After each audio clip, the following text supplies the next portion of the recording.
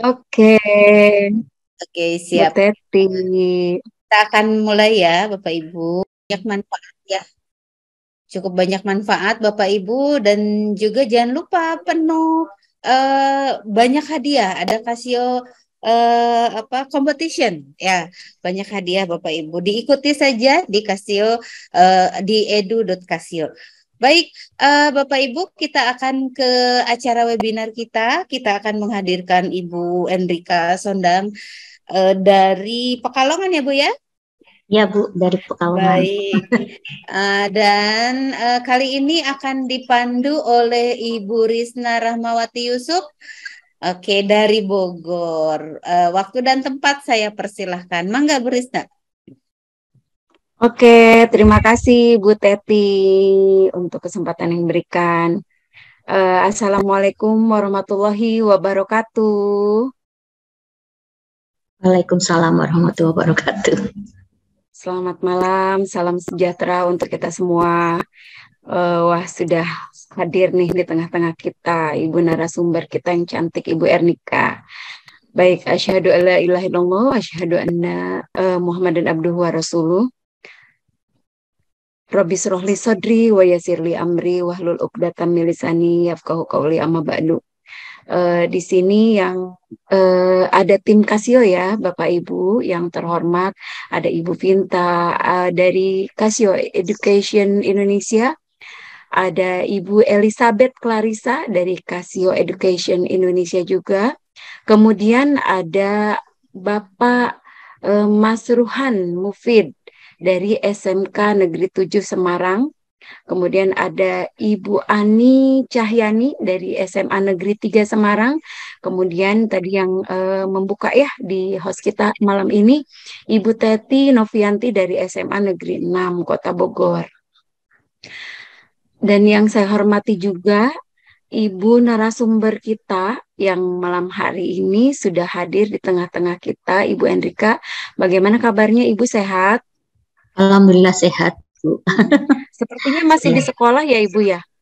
Iya, ini saya memang di sekolah, soalnya di rumah kebetulan masih banyak saudara datang, jadi ramai itu. Oh iya, Akhirnya saya jadi meluangkan waktu ke sekolah totalitas ini ya. daripada Wah, daripada nanti terganggu. subhanallah. Iya. Keren sekali nih Ibu Enrika. Nah, halo Bapak Ibu guru hebat di seluruh Indonesia. Ya, semoga kita semua dalam keadaan sehat ya. Dengan mengucapkan syukur Alhamdulillah, marilah kita sama-sama memanjatkan puji syukur kehadirat Allah Subhanahu wa Ta'ala yang telah melimpahkan kepada kita seluruhnya nikmat dan karunia-Nya. Sehingga kita dapat berkumpul bersama-sama secara virtual, Bapak Ibu guru hebat, di malam hari ini dalam keadaan sehat dan dapat mengikuti kegiatan Casio Webinar episode 121 nih Bu Enrika malam ini yang akan membahas terkait bagaimana menyusun P5 ya. Nanti kita akan mendengarkan bagaimana cara menyusun P5 bersama narasumber kita yang hebat, yaitu Ibu Ernika Sondang ya. Mohon maaf Ibu apabila ada penyampaian kata yang salah. Ibu Ernika Sondang SHS SPD. Ya betul Bu. Alhamdulillah. Iya. Dari SMP Negeri 14 Pekalongan ya 14 Ibu ya. Pekalongan. Ya betul nih. Oke, Iya terima betul. kasih Ibu sudah berkenan untuk berbagi bersama kami, bergabung bersama kami juga ya dalam Casio webinar tentang kurikulum merdeka ya Ibu, pendekatan baru yang inovatif untuk pendidikan di Indonesia. Episode ini merupakan episode terakhir nih sepertinya dalam seri IKM untuk di Casio webinar ini. Tadi juga sudah disampaikan oleh Ibu Risa ya terkait bagaimana Bapak Ibu tergabung di acara kegiatan hari ini. Selanjutnya izinkan saya Risna Rahmawati dari SD Negeri Gang Aut, Ibu Enrika, Kota Bogor nih akan membersamai Ibu dan membersamai Bapak Ibu guru hebat malam ini untuk membantu kegiatan webinar malam ini.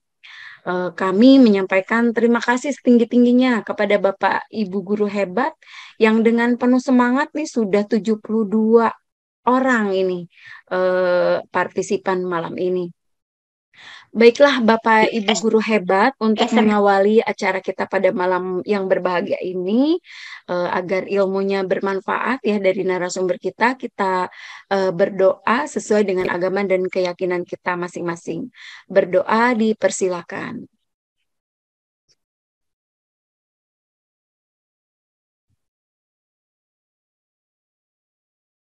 Berdoa selesai.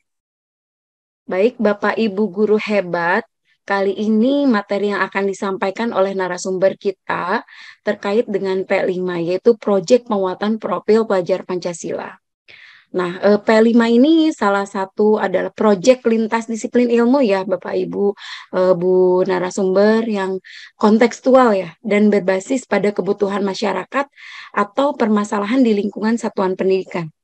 Penentuan jumlah proyek profil dan pemilihan temanya menyesuaikan dengan tingkat kesiapan satuan pendidikan. Nah, ini tentunya akan kita dengarkan dari narasumber kita. Bapak Ibu guru hebat, tentunya sudah tidak sabar lagi ya ingin mendengarkan apa yang disampaikan oleh narasumber kita. Apalagi saat ini juga terjadi ya Bu Enrika. Halo, halo. Ibu narasumber kita masih ada kan? Ibu Ernika, apakah ada gangguan sinyal Ibu Ya, Ernika? kita tunggu kayaknya kelempar ya. Oh iya, terlempar ya. Oke, baik Bapak Ibu guru hebat, sambil kita menunggu kehadiran narasumber kita, tentunya Bapak Ibu guru sekarang ini semakin banyak di sekolah-sekolah ini mengimplementasikan kurikulum merdeka. Ya Bu Teti, di Kota Bogor pun juga saat ini tahun kedua nih sepertinya sekolah-sekolah menggunakan implementasi kurikulum merdeka. Nah, saat ini pun juga terjadi miskonsepsi nih, banyak miskonsepsi di antara kita ya terkait dengan P5 ini. Apakah miskonsepsi itu memang benar-benar dapat kita lanjutkan atau mungkin sebetulnya kita harus kembali lagi seperti apa? Nah, baik Bu Teti, bagaimana ini? Apakah kita akan menantikan kehadiran Ibu Ernika? Betul, Ya. kita tunggu saja. Tadi profilnya udah belum? Oh iya, baik. Profil aja. Sambil menunggu kehadiran Ibu Ernika, izinkan saya akan membacakan profil dari narasumber kita malam ini ya, Bapak Ibu. Oke, izin. Nama lengkap dari narasumber kita malam ini adalah Ibu Ernika Sondang Sugihastuti Sinaga, SPD. Jabatan beliau guru di SMP Negeri 14 Pekalongan. Beliau lahir di tahun 1979, Bapak Ibu. Wow, masih muda ya. Lahir di Pekalongan pada tanggal 8 Januari. Dan alamat kerja beliau itu di Jalan Simbang Wetan, nomor 2 Pekalongan. Dan unit kerjanya ini adalah di SMP Negeri 14 Pekalongan dan alamat rumahnya Geraha Tisma di Kasepuhan Batang. Ya. Kemudian riwayat pendidikannya beliau menyelesaikan kuliah S1 di Universitas Negeri Semarang pada tahun 2001. Dan riwayat pekerjaannya guru di SMP Negeri 14 Pekalongan dengan masa kerja 18 tahun 10 bulan. Wow, sudah pengalaman sekali ya. Nah, prestasi beliau, wow, ini banyak sekali.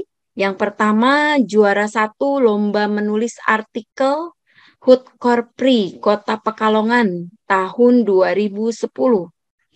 Kemudian pernah juga menjadi finalis OGN tingkat nasional tahun 2017. Kemudian yang ketiga, guru inspiratif tingkat Kota Pekalongan di tahun 2018 ini. Lalu menjadi penulis soal Puspendik pada tahun 2018 dan 2019. Kemudian pernah juga menjadi penulis soal AKM literasi membaca Pusmenjar atau Pusmendik pada tahun 2020 sampai 2022. Lalu yang keenam, juara 8 lomba menulis cerpen HUT UGM Bulan Bahasa di tahun 2017. Lalu juga pernah juara 1 guru berprestasi tingkat Kota Pekalongan tahun 2019. Dan juga penulis buku Erlangga. Ibu narasumber kita ini sungguh hebat ya. Kemudian menjadi narasumber tentang penyusunan soal AKM, literasi membaca. Dan yang terakhir di sini dituliskan menjadi narasumber tentang implementasi kurikulum merdeka. Wow, keren sekali ya. Bapak Ibu guru hebat, Ibu Ernika. Keren sekali, Bu. Wah, alhamdulillah nih bisa bertemu Ibu nih malam ini. Dan kita beruntung ya Bapak Ibu, kita akan mendengarkan Ibu Ernika Sondang SHS ini untuk menceritakan pengalamannya bagaimana menyusun P5 sehingga tidak terjadi miskonsepsi ya Bu Ernika ya.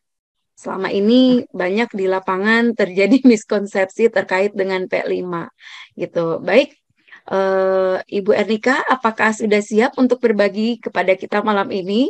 Insya Allah siap. Oke, siap. Baik, Bapak Ibu guru hebat. Baiklah, kita akan mendengarkan pemaparan terkait bagaimana menyusun P5 yang efektif sehingga tidak terjadi miskonsepsi. Oke, waktu dan layar kami persilakan untuk Ibu Ernika, dipersilakan. Nah, ini waktunya mungkin Bu Ernika dibatasi sampai pukul 20.30 ya. Oke, Bu Teti Sampai izin tidak ya ini. apakah? Soalnya lumayan banyak ini materinya. Nah, iya betul. Pasti Iya, lumayan banyak ya dan tidak Iya. akan cukup dibahas pada malam ini ya, Bu Iya. Bu Ernika ya. Oke, mungkin Bu Ya, Ernika insya bisa Allah. berbagi nih tips yang bisa kita ambil untuk yang lebih efektif seperti apa. Waktu dan layar dipersilakan Ibu untuk Ibu, silakan. Saya izin share screen ya. Iya, silakan Ibu. Langsung aja. Apakah sudah terlihat, Bapak Ibu?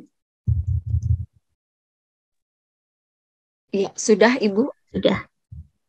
Saya ya. Ini sudah ya? Sudah terlihat ya Bapak Ibu ya? Assalamualaikum warahmatullahi wabarakatuh. Waalaikumsalam warahmatullahi wabarakatuh. Ya, bagaimana kabarnya Bapak Ibu? Malam-malam tetap semangat ya Bapak Ibu ya. Saya mengucapkan terima kasih kepada Casio Education Indonesia yang telah memberi kesempatan kepada saya untuk berbagi praktik baik terkait merancang P5, proyek penguatan profil pelajar Pancasila. Tidak perlu saya perkenalkan diri lagi, tadi sudah disampaikan oleh Bu Risa ya secara lengkap. Baik, kita langsung saja membahas tentang P5 ini. Kebetulan saya juga penulis buku siswa untuk P5 yang sudah diterbitkan oleh Erlangga, sudah terbit 5 seri Bapak Ibu. Jadi pengalaman yang saya tuangkan ke buku juga berdasarkan pengalaman saya menyusun modul P5 di sekolah. Jadi dari pengalaman saya menyusun modul P5 itu kemudian saya tuangkan menjadi buku yang bisa digunakan untuk siswa-siswa di seluruh Indonesia. Baik Bapak dan Ibu, langsung saja ya. Bentar. Nah, tentunya kegiatan P5 ini sudah tidak asing lagi ya bagi Bapak dan Ibu sekalian ya, terutama untuk Bapak Ibu yang sekolahnya sudah mengimplementasikan kurikulum mandiri ataupun melalui program sekolah penggerak. Seperti di sekolah saya itu adalah sekolah penggerak angkatan pertama. Jadi ini sudah tahun ketiga berarti melaksanakan kegiatan P5 ini Bapak dan Ibu. Baik, apa sih P5 itu? Jadi saya kutip dari modul ya Bapak Ibu, jadi saya sumbernya juga dari panduan P5. P5 adalah proyek lintas disiplin ilmu yang kontekstual dan berbasis pada kebutuhan masyarakat atau permasalahan di lingkungan satuan pendidikan. Pada pendidikan kesetaraan berupa proyek pemberdayaan dan keterampilan berbasis profil pelajar Pancasila. Jadi Bapak dan Ibu, untuk kurikulum merdeka ini memang kegiatan pembelajarannya itu terbagi menjadi 2 ya Bapak Ibu. Yang pertama itu kegiatan pembelajaran intrakurikuler, yang kedua itu kegiatan pembelajaran kokurikuler yaitu berupa proyek penguatan profil pelajar Pancasila ini. Kemudian ciri umum dari P5 adalah yang pertama berorientasi pada pengembangan karakter dan kompetensi umum. Ya, jadi fokus pada mengembangkan nilai-nilai karakter yang fokusnya pada karakter profil pelajar Pancasila yang terdiri atas 6 dimensi yang sudah tidak asing lagi ya Bapak Ibu. Yang pertama adalah beriman, bertakwa kepada Tuhan Yang Maha Esa dan berakhlak mulia. Yang kedua berkebinekaan global. Yang ketiga bergotong royong, mandiri, bernalar kritis dan kreatif. Kemudian ciri umum yang kedua adalah pembelajaran interdisipliner di luar kegiatan kelas. Maksudnya di sini karena P5 itu disajikan beberapa tema-tema umum ya yang untuk perjenjangnya itu bisa dilaksanakan 2 sampai 4 tema dalam 1 tahun yang otomatis tema-tema yang dilaksanakan di P5 di sekolah-sekolah itu memang harus berbeda. Jadi dapat dikatakan pembelajaran interdisipliner atau lintas mata pelajaran. Kemudian melibatkan masyarakat, ciri yang ketiga.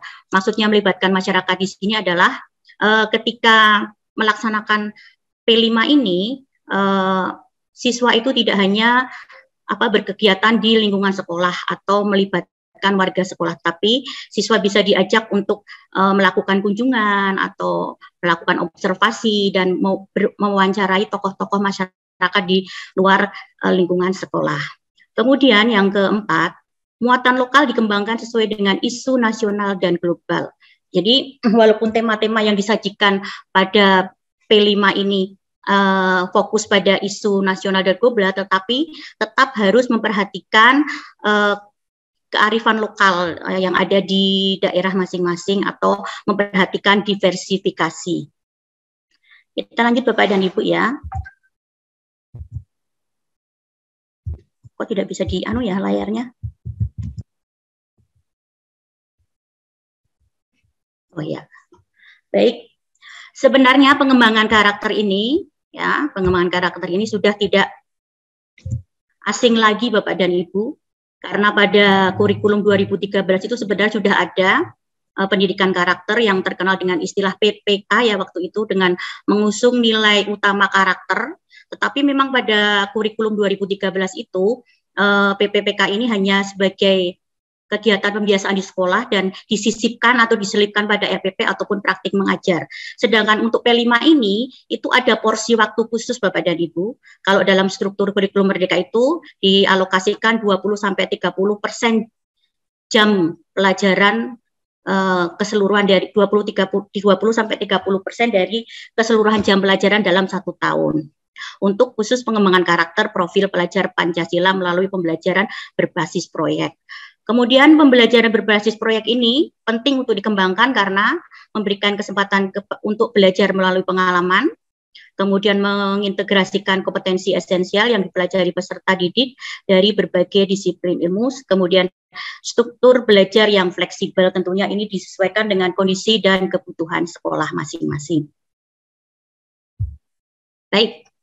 Acuan dasarnya Bapak dan Ibu ya, berdasarkan Keputusan Menteri Pendidikan, Kebudayaan, Riset, dan Teknologi Republik Indonesia nomor 262/M/2022 tentang perubahan atas Keputusan Menteri Pendidikan, Kebudayaan, Riset, dan Teknologi nomor 56/M/2022 tentang pedoman penerapan kurikulum dalam rangka pemulihan pembelajaran dijelaskan bahwa struktur kurikulum Merdeka dibagi menjadi 2, tadi sudah saya jelaskan, intrakurikuler dan kokurikulernya berupa proyek penguatan profil pelajar Pancasila. Untuk pelaksanaan P5, di SD atau MI dialokasikan sekitar 20% dari total jam per tahun. Sedangkan di SMP dan MTS dialokasikan sekitar 25% dari total jam pelajaran per tahun. Untuk SMA, MA, dan SMK MAK dialokasikan 30% dari total jam per tahun.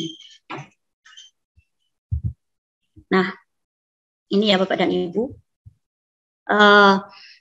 Jadi mengapa kok mengusung karakter profil pelajar Pancasila? Karena pelajar Indonesia diharapkan dapat belajar sepanjang hayat yang kompeten, berkarakter, dan berperilaku sesuai nilai-nilai Pancasila. Kemudian Bapak dan Ibu untuk menyusun modul project B5 ini, walaupun disajikan fokusnya 6 karakter, tapi Bapak Ibu tidak harus menyertakan semua dimensi profil pelajar Pancasila dalam modulnya. Bapak Ibu bisa memilih. Jadi nggak usah 6-6-nya ya Bu ya? Iya, tidak usah. Jadi misalnya Bapak Ibu mengambil tema tentang kearifan lokal, pilih dimensi-dimensi yang kira-kira cocok dengan karakteristik dari tema dan topik yang Bapak Ibu pilih. Tetapi untuk yang saya peroleh dari pelatih ahli, tetapi untuk dimensi yang pertama, yang beriman bertakwa kepada Tuhan Yang Maha Esa dan berakhlak mulia itu wajib hadir Bapak Ibu. Jadi kalau kelima yang lainnya boleh saling memilih. Boleh milih gitu ya, boleh milih. Tapi kalau yang ini, yang beriman bertakwa ini, menurut pelatih ahli kami ini memang wajib hadir di setiap tema begitu. Iya. Setiap tema. Seperti itu Bapak Ibu. Misalnya kalau saya kemarin merancang tentang perundungan Bapak Ibu ya, saya menyertakan beriman bertakwa, kemudian bergotong royong dan kreatif. Jadi cukup 3. Biasanya 3. Ini minimal ya, berapa dimensi? Minimal 3. Iya, kalau 2 terlalu sedikit. Kalau gitu. Iya, biasanya bisa 3 atau 4. Kalau 6-6-nya itu nanti agak ya enggak apa-apa sih, sebenarnya tidak ada aturan yang baku, cuma kalau 6-6-nya kan sepertinya merepotkan ya Bu ya. Oh iya. Iya, jadi ya idealnya memang antara 3 dan 4 gitu. Karena 3 dan 4 ya Bu ya. Iya, karena nanti setiap dimensi itu ada elemennya, ada sub elemennya. Jadi banyak sekali nanti kalau ada anaknya lagi ya Bu. Iya, ada cabang-cabangnya lagi begitu. Kita lanjut ya Bapak Ibu. Nah, ini Bapak Ibu dan Ibu. Jadi dari dimensi tadi, 6 dimensi profil pelajar Pancasila itu diturunkan menjadi elemen. Ya, kemudian elemen diturunkan lagi menjadi sub elemen. Contohnya misalnya pada dimensi beriman bertakwa kepada Tuhan Yang Maha Esa dan berakhlak mulia itu ada elemennya adalah akhlak pada diri sendiri, sesama manusia, alam dan negara Indonesia. Kemudian berkebinekaan global ya, diturunkan menjadi elemen mengenal dan menghargai budaya serta mampu berkomunikasi dan berinteraksi antar budaya, mampu merefleksi dan bertanggung jawab pada pengalaman kebinekaan dan berkeadilan sosial. Kemudian pada elemen bergotong royong, pada dimensi bergotong royong, elemennya adalah kolaborasi, memiliki kepedulian tinggi dan berbagi dengan sesama. Untuk kreatif, elemennya adalah bisa menghasilkan gagasan, karya, dan tindakan yang orisinal, terus memiliki keluasan dalam berpikir dan mencari alternatif solusi permasalahan. Kemudian untuk bernalar kritis, elemennya menganalisa dan mengevaluasi semua informasi maupun gagasan yang diperoleh dengan baik, mengevaluasi dan merefleksi penalaran dan pemikirannya sendiri. Kemudian yang terakhir adalah mandiri, elemennya memiliki kesadaran akan diri dan situasi yang dihadapi serta memiliki regulasi diri. Jadi dari dimensi diturunkan menjadi elemen, kemudian menjadi sub elemen. Semuanya ini bisa Bapak Ibu peroleh dari ini Bapak Ibu. Jadi nanti kalau Bapak Ibu akan membuat modul proyek, jadi harus menggunakan acuan ini, ya. Keputusan Kepala Badan Standar Kurikulum dan Asesmen Pendidikan Kementerian Pendidikan Kebudayaan Riset dan Teknologi nomor 009/H/KR 2002 ini tentang dimensi, elemen dan sub elemen profil pelajar Pancasila pada kurikulum merdeka. Jadi ketika kita merancang itu kita tidak bisa lepas dari ini Bapak dan Ibu. Selain kita menggunakan panduan yang sudah ada dari Kemdikbud, kita juga bersumber dari ini. Pedoman tentang dimensi, elemen dan sub elemen profil pelajar Pancasila. Oke, kita lanjut. Nah, ini ada tema-tema umumnya yang tadi sudah saya sebutkan. Jadi kalau SD itu cukup 6, SDM itu 6, tanpa kebekerjaan dan tanpa suara demokrasi. SMP, SMA itu 7, tanpa kebekerjaan. Sedangkan kalau SMK dan MAK itu ada 8 Bapak dan Ibu. Jadi dalam 1 tahun itu ada yang 2, ada yang 3, dan ada yang 4 tema. Tetapi harus berbeda karena tadi ciri umumnya lintas mata pelajaran. Gitu ya Bapak Ibu. Jadi tidak boleh tema yang sama. Lanjut. Nah, dari tema-tema umum itu Bapak Ibu harus tahu ruang lingkup materinya apa untuk menurunkan tema menjadi topik dan judul proyek. Contoh misalnya gaya hidup berkelanjutan. Ruang lingkupnya adalah dampak aktivitas manusia baik jangka pendek maupun jangka panjang terhadap kelangsungan kehidupan di dunia maupun lingkungan sekitarnya. Membangun kesadaran untuk bersikap dan berperilaku ramah lingkungan, mempelajari potensi krisis keberlanjutan yang terjadi di lingkungan sekitar, serta mengembangkan kesiapan untuk menghadapi dan memitigasinya. Jadi kalau misalnya tema gaya hidup berkelanjutan itu kira-kira topiknya apa yang dapat diambil berdasarkan ruang lingkup materi itu, misalnya tentang upaya-upaya melestarikan lingkungan, pengelolaan sampah, limbah, atau gagasan atau upaya bercocok tanam yang melestarikan lingkungan dan sebagainya, Bapak Ibu. Jadi kita harus tahu dulu ruang lingkup dari tema umum itu agar kita bisa menentukan topik ataupun judul untuk proyek kita.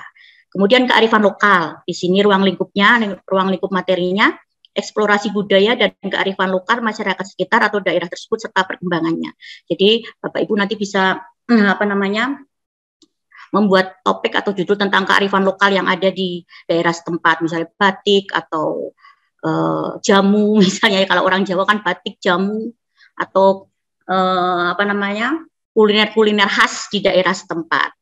Kemudian kalau Bhinneka Tunggal Ika, ruang lingkup materinya, budaya perdamaian dan anti kekerasan, belajar membangun dialog penuh hormat tentang keberagaman serta nilai-nilai ajaran yang dianutnya. Selain itu tentang mempelajari perspektif berbagai agama dan kepercayaan secara kritis, reflektif, menelaah berbagai stereotip negatif dan dampaknya terhadap terjadinya konflik dan kekerasan, Bapak dan Ibu.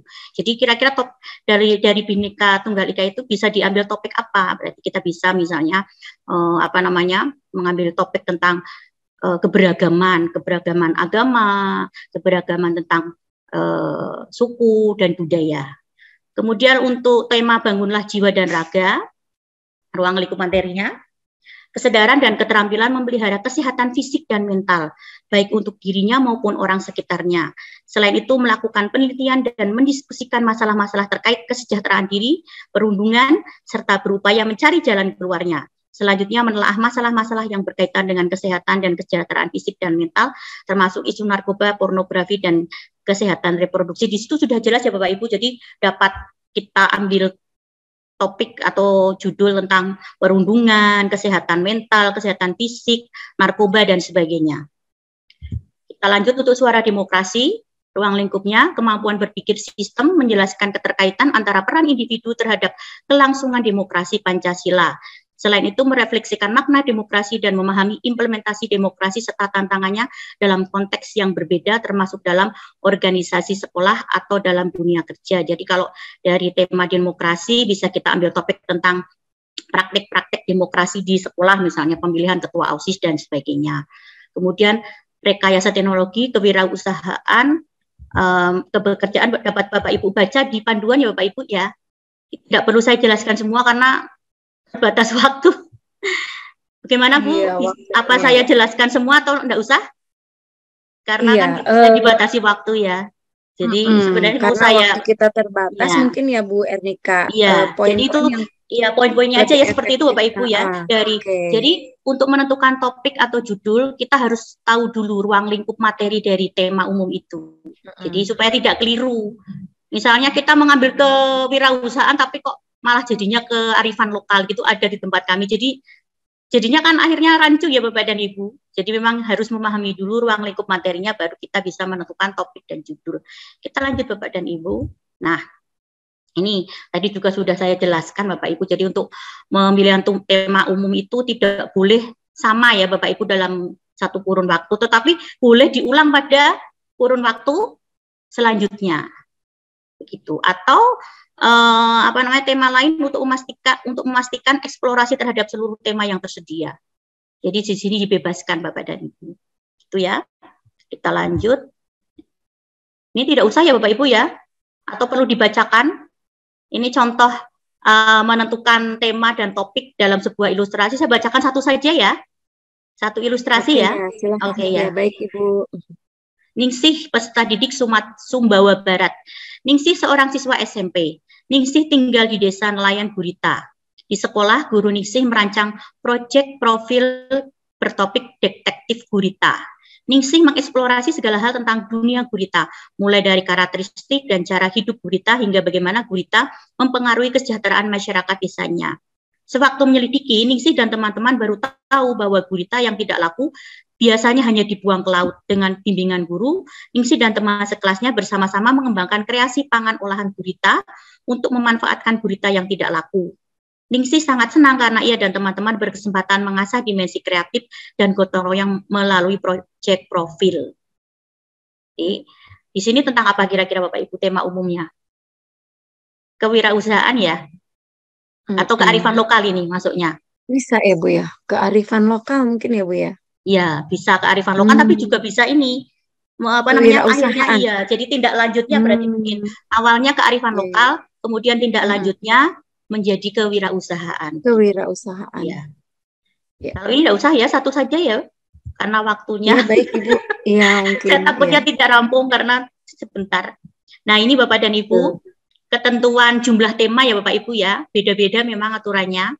Monggo nanti di panduan itu ada. PAUD itu 1 sampai dengan 2 project profil dengan tema berbeda, SD 2 sampai 3, SMP 3 dan 4 dan seterusnya Bapak dan Ibu.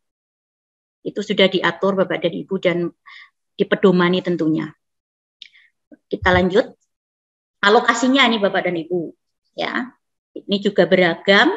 Walaupun misalnya sama-sama SDMI, tetapi ternyata kelas 1 dan 4 itu berbeda dengan kelas 6. Begitu juga dengan SMP kelas 7, 8 berbeda dengan SMP kelas 9. Jumlah waktunya biasanya lebih sedikit. Yang jenjangnya lebih tinggi. Dan seterusnya. Jadi ini sudah ada pada panduan Bapak dan Ibu. Kita lanjut. Nah, jadi saya beri contoh ya, karena saya mengajar di SMP ya Bapak Ibu ya. Jadi misalnya kalau SMP kelas 78 tadi 360 jam ya. Nah, dalam 1 tahun. Jadi untuk 3 tema bisa disamaratakan Bapak dan Ibu. Misalnya per proyek itu bisa 120 jam pelajaran. Atau misalnya ada yang menganggap bahwa tema ini kompleksitasnya lebih tinggi, misalnya minta waktu lebih banyak, misalnya 150, yang lainnya dibagi dengan lebih banyak daripada proyek yang lainnya, tidak masalah Bapak Ibu. Itu tergantung kebutuhan dan kondisi sekolah. Tetapi kalau misalnya ingin sama rata, berarti ya 360 jam dibagi 3 menjadi 120 jam per proyek per tema. Begitu Bapak dan Ibu. Kemudian dapat dilakukan secara blok ataupun non-blok Bapak Ibu.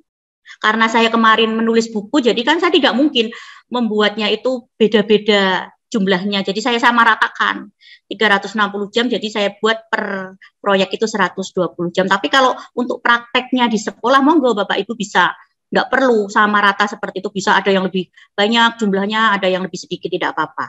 Pokoknya berdasarkan kebutuhan dan kondisi sekolah.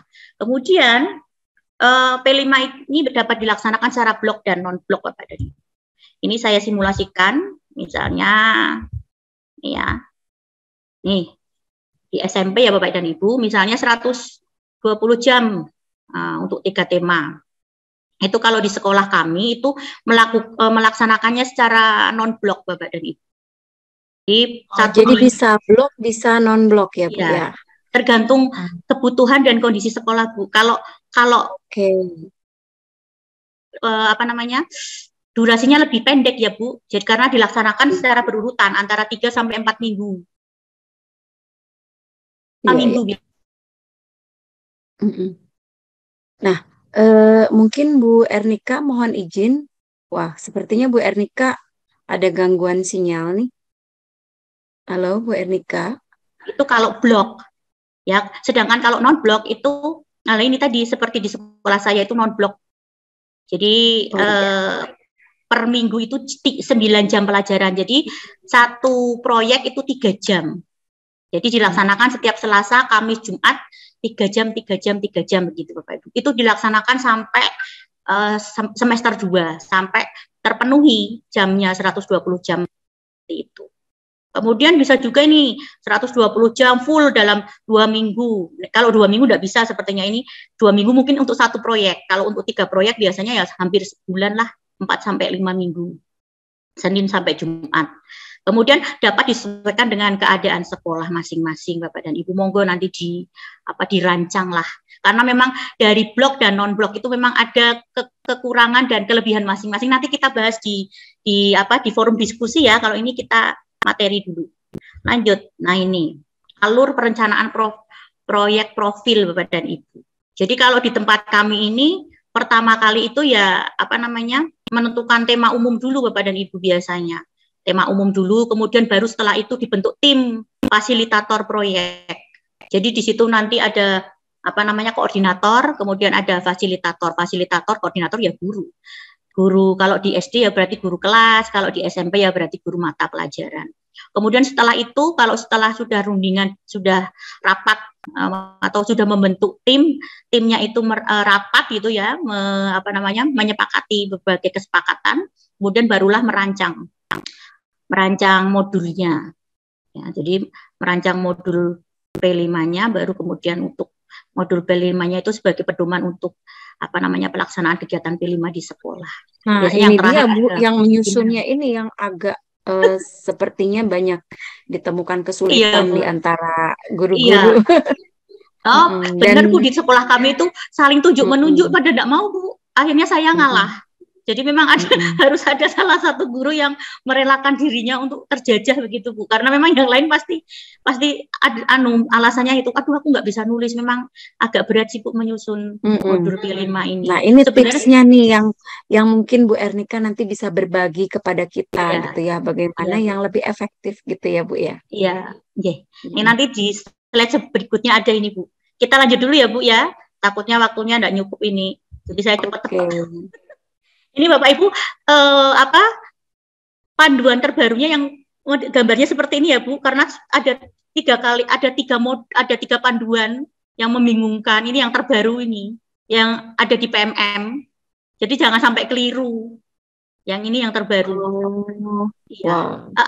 Artinya harus update terus di PMM ya Bu ya kita ya. Iya memang. Saya itu padahal saya baru paham panduan yang kedua kan, yang pertama yang tipis itu Bu. Kemudian muncul yang kedua. Kedua itu saya print out itu sampai tebel itu saya pelajari. Baru saya pahami sudah hanya saling melengkapi saja Bu. Itu tadi dari tema tadi kan. Kalau SD semula itu 5 atau berapa ya? Sekarang jadi 6. Itu hanya beberapa alur proyeknya juga ada perubahan. Ada perbedaan yang signifikan mungkin ya Bu ya. Iya, memang kita harus up to date informasi begitu Bu. Baik Ibu, sebelum dilanjutkan mungkin izin ini di sini juga di chat room ada beberapa pesan. Apakah nanti pertanyaan-pertanyaan ini khusus akan Ibu jawab langsung atau nanti saja akan Ibu jelaskan terlebih dahulu? Nanti saya jelaskan dulu ya Bu ya. Oke, siap baik. Jadi sabar ya Bapak Ibu guru hebat. Ini semakin penasaran semakin panas ya, semakin malam semakin panas. Iya. Oke, silakan Ibu. Baik. Iya, belum nyampe ke akhir ini sudah ditanya kan agak grogi jadinya. Jadi belum selesai sudah semakin penasaran ya Bu ya. Jadi artinya terlihat antusias di antara kita ya Bu untuk mengetahui seperti apa P5. Silakan Ibu. Kita lanjut ya Bu ya. Jadi jangan salah ya panduannya yang ini yang terbaru. Oke.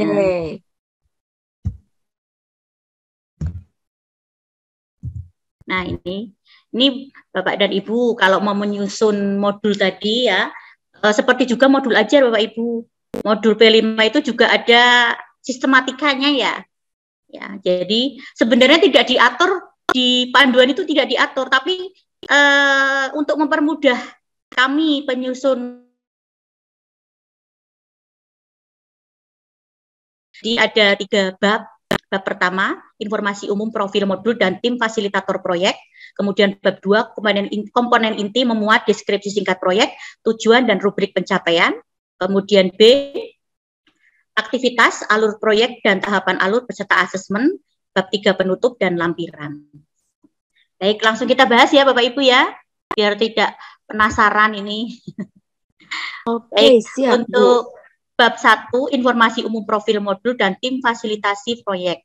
Informasi umum memuat ini, temanya apa, topiknya apa, fase kelas, alokasi waktu. Kemudian tim fasilitasi proyek terdiri atas penanggung jawab, otomatis kepala sekolah ya Bapak Ibu, kemudian koordinatornya, fasilitatornya. Misalnya Bapak dan Ibu di sekolah Bapak dan Ibu, kelebihan guru ya Bapak dan Ibu, misalnya satu kelas ada 6, satu sekolah untuk kelas 7 ada 6 kelas, otomatis kan dibutuhkan 6 fasilitator ya Bapak dan Ibu. Tapi ternyata ketika dipetakan, oh ada 7 misalnya, ternyata ada 7 guru ya, baik, berarti yang satu bisa dijadikan koordinator begitu Bapak dan Ibu. Jadi fleksibel. Kemudian yang bab 2, deskripsi singkat proyek, tujuan dan rubrik pencapaian. Deskripsi singkat proyek berisi latar belakang mengapa kok memilih tema dan topik proyek tersebut. Jadi dijelaskan secara singkat pada deskripsi singkat proyek. Gitu Bapak dan Ibu. Latar belakangnya lah begitu. Kemudian lanjut, nah ini Bapak Ibu. Ini yang sering keliru loh. Saya dapati teman-teman dalam menyusun ini tujuannya Bapak dan Ibu ya. Ya, tujuan itu terdiri atas dimensi, elemen, subelemen, target pencapaian akhir fase. Nah ini tadi harus bersumber dari pedoman tadi Bapak dan Ibu, pedoman, dimensi, elemen, subelemen tadi, tidak boleh ngarang. Jadi kita ambil saja dari situ Bapak dan Ibu. Kita tidak bisa mengarang indah di sini karena ini sudah ada aturannya, sudah baku. Kemudian untuk untuk target pencapaian akhir fase ya sesuai fasenya. Fase A ya berarti yang dituliskan fase A, fase berarti B yang fase di BSKP 009 tadi ya Bu ya. Iya yang betul. Iya. Itu kita ada beberapa loh teman itu kok beda gitu dari dari panut lihat, oh ternyata ngarang sendiri, enggak boleh Bapak dan Ibu karena ini sudah menjadi panduan baku ya Bapak dan Ibu untuk menentukan tujuan proyek ini. Dimensi, elemen, subelemen itu kan ada di panduan, kemudian target pencapaian akhir fase juga harus sesuai dengan pedoman tadi Bapak dan Ibu. Kita lanjut, nah yang di sini Bapak Ibu, di sini yang agak kompleks ini juga sering salah. Jadi rubrik pencapaian P5 ya, memuat elemen, subelemen, aktivitas terkait. Jadi misalnya elemennya akhlak pribadi, subelemennya merawat diri secara fisik, mental, dan spiritual. Ini yang sering keliru itu meletakkan subelemennya ini antara mulai berkembang, sedang berkembang, berkembang sesuai harapan, sangat berkembang. Begitu Bapak Ibu. Kekeliruannya itu kadang mereka membuat sendiri gitu Bapak. Padahal tidak boleh, itu harus sesuai dengan panduan tadi. Jadi aturannya di sini sudah saya tempelkan di sini. Jadi gini, rumusan kompetensi yang sesuai dengan fase peserta didik dijadikan sebagai tujuan proyek. Kemudian dalam perencanaan rubrik utama proyek, rumusan kompetensi yang sesuai dengan fase peserta didik dimasukkan ke dalam kategori berkembang, ya. Berarti yang sesuai fasenya. Misalnya saya di SMP berarti fase D. Berarti dimasukkan fase D-nya dimasukkan pada kategori berkembang sesuai harapan. Rumusan fase sebelumnya dimasukkan ke dalam kategori mulai dan sedang berkembang, sementara rumusan fase setelahnya dimasukkan ke dalam kategori sangat berkembang. Jadi ini sudah ditentukan di panduannya Bapak Ibu. Jadi nanti Bapak Ibu kalau membuat subelemen, pemetaan subelemen, berarti mulai berkembang itu Bapak Ibu memasukkan indikator subelemen pada fase sebelumnya. Jadi kalau saya SMP berarti fase D ya Bapak Ibu ya. Saya masukkan indikator subelemen pada fase D. Berkembang sesuai harapan. Berarti mulai berkembang itu fase B, sedang berkembang itu fase C, kemudian sangat berkembang itu fase E. Bisa dipahami Bapak Ibu terkait ini? Ya. Bisa ya Bapak Ibu ya, nanti bisa didiskusikan. Maksudnya begitu. Ini di sini sudah ada Bapak Ibu, sudah saya cantumkan di sini. Ini aturan dari panduan. Jadi sering kelirunya di sini Bu Risa. Jadi mencantumkan mulai berkembangnya itu bingung ini apa ngambilnya di mana. Nah ini tadi pokoknya patokannya kalau kita ngajar di SMP berarti fase D berarti kita memasukkan fase kita pada subelemen berkembang sesuai harapan. Nanti kita ambilnya indikatornya. Jadi fase mulai berkembang, sedang berkembang berarti di bawahnya itu fase sebelumnya. Fase B, fase C, kemudian baru ke berkembang sesuai harapan fase D. Kemudian setelah fase berkembang sesuai harapan ada sangat berkembang berarti ini fase E. Berarti kalau misalnya ada anak benar-benar luar biasa pencapaiannya dalam melaksanakan P5. Jadi Bapak Ibu tidak usah ragu memberikan nilai sangat Saya pikir berkembang Bu malah di begitu. setiap fase itu memang penilaian ini berlaku. Ternyata tidak ya? Seperti itu panduannya, Bu. Saya Oh juga, ya, saya hanya baik. jadi gini Bu. Jadi kalau di Mm-mm. sekolah kami itu akhirnya ya kita buka-bukaan saja lah, nggak apa-apa kita diskusi ya Bapak dan Ibu ya. Jadi jangan sampai kita memberikan nilai siswa itu mulai berkembang atau sedang berkembang. Karena apa? Itu kasihan nanti seolah-olah kita mau apa namanya ya mengajak anak atau mengajak anak ke fase lampau gitu loh. Karena mulai berkembang itu kan Hmm. fase B, sedang berkembang itu kan fase C. Berarti paling nggak minimal kita itu memberikan nilai itu berkembang sesuai harapan begitu Bapak Ibu. Itu sih kalau patokan di tempat kami seperti itu. Oke, Jadi ya. ya bisa dipahami ya Bapak dan Ibu. Kemudian kita Insya Allah. lanjut. Nah, ini yang bab 2. Nih, alur project Bapak dan Ibu. Alur project itu ada 3 Bapak dan Ibu. Silakan Bapak dan Ibu mau pilih yang mana. Sama aja sih sebenarnya. Yang pertama itu tahap temukan, bayangkan, lakukan, bagikan. Yang kedua itu tahap pengenalan, kontekstual, aksi, refleksi, dan tindak lanjut. Yang ketiga mengamati, mendefinisikan, menggagas, memilih, dan merefleksikan.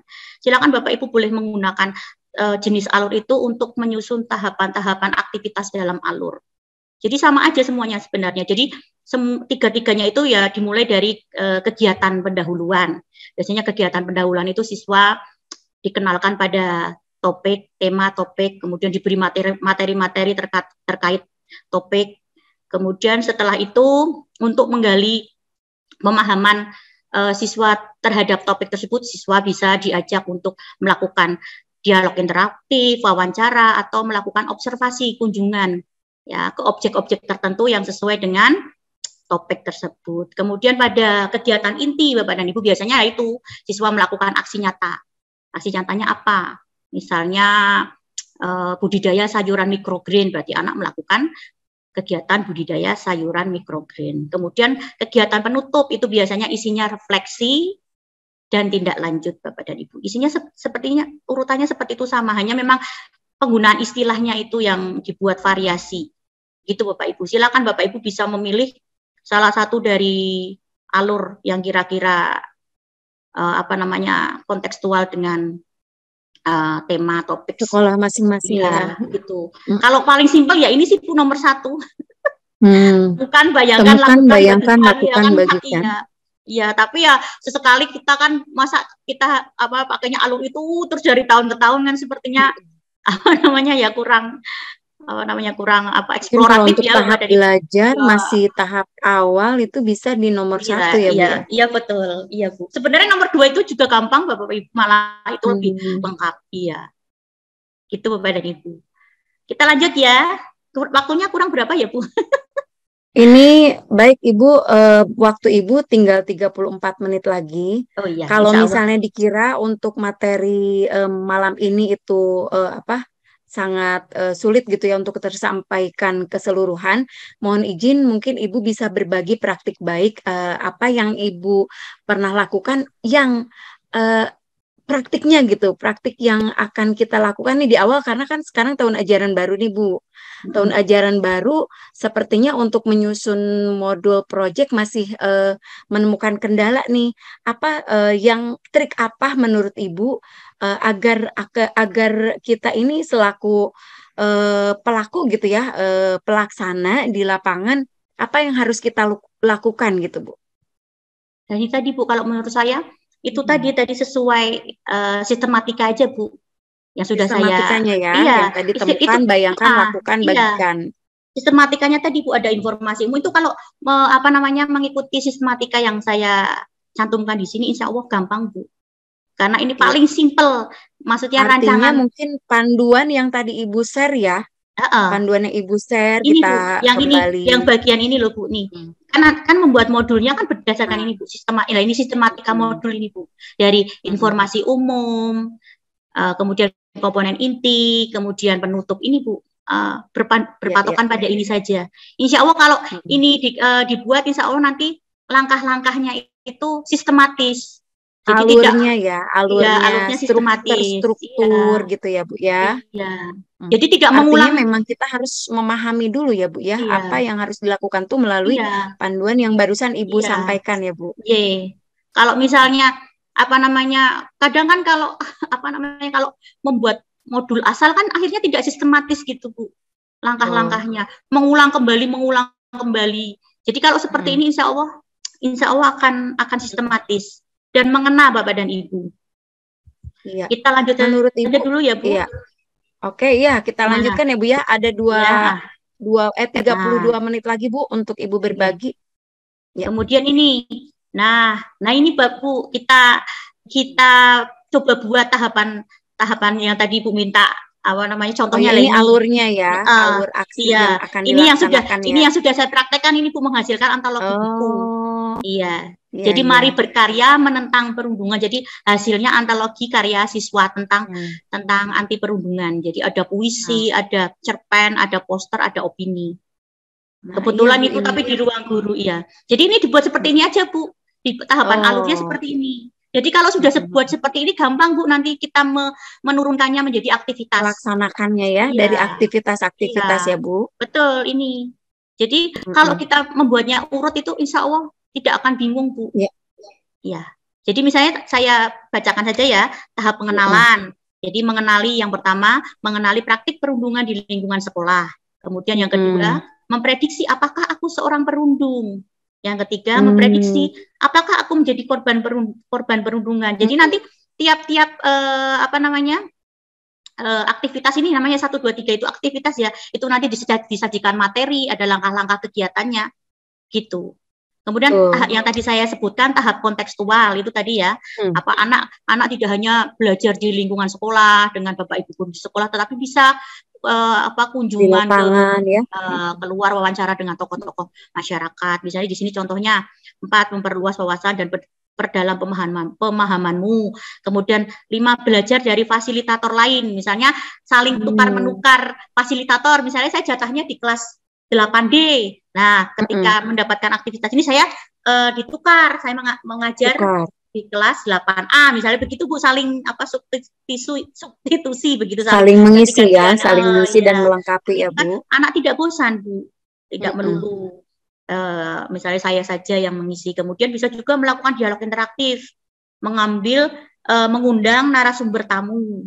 Berarti kalau perundungan berarti yang diundang narasumber yang kompeten ya psikolog begitu. Psikolog. Nah, kemudian melakukan observasi ke lembaga perlindungan anak setempat. Anak perlu diajak ke sana. Jadi anak tahu kalau misalnya mengalami hal-hal terkait perundungan, lapornya kemana begitu. Jadi diedukasi melalui observasi ke sana. Nanti ketika melakukan observasi ke sana ya anak melakukan wawancara juga, tanya jawab dengan tokoh-tokoh yang ada di sana di lembaga perlindungan anak begitu. Kemudian tahap aksinya, nah ini aksinya mulai menuangkan kreativitas dalam bentuk puisi, cerpen, poster, opini terkait dengan tema perundungan. Nah, artinya berarti tahapan-tahapan ini tuh perlu dijabarkan oleh fasilitator ya Bu ya? Apa saja sih yang dilakukan di tahap pengenalan nomor 1 ini, begitu ya Bu ya? Iya, nanti di slide selanjutnya ada Bu. Kemudian tahap refleksi, kemudian tahap tindak lanjut, begitu ada. Menjadi upstander atau pembela. Kita lanjutkan ya Bu. Nah di sini Bapak dan Ibu. Nah ini tahapan alur ya. Tadi sudah ya ada aktivitasnya gini-gini ya Bu. Lah ini nanti setiap aktivitas itu diuraikan seperti ini Bu. Diuraikan ya. Iya, seperti modul ajar atau RPP mungkin ya Bu ya. Jadi betul, setiap Bu. aktivitas itu. Jadi modul P5 pun ya pedomannya seperti itu. Kemudian jangan lupa Bapak Ibu sebelum menjabarkan tahapan alur menjadi aktivitas-aktivitas begitu, kita perlu juga menyajikan tes formatif awal Bapak Ibu. Semacam pretest lah gitu terkait materi awal. Iya. Terkait kalau dalam modul ajar kan diagnostik ya Bu. Kalau di P5 itu namanya tes formatif awal. Jadi disajikan soal-soal pilihan ganda lah yang sederhana, 10 saja lah. 10 soal pilihan ganda terkait materi-materi tentang perhubungan. Kemudian di akhir juga ada otomatis ada pretest, berarti ada post test. Post-test. Diakhiri Oh, iya. asesmen Iya, sumatifnya ya. diakhiri dengan tes sumatif. Nah, seperti ini Bu, ini jabarannya seperti ini Bu. Jadi misalnya contoh aktivitas pengenalan 2, memprediksi apakah aku seorang perundung.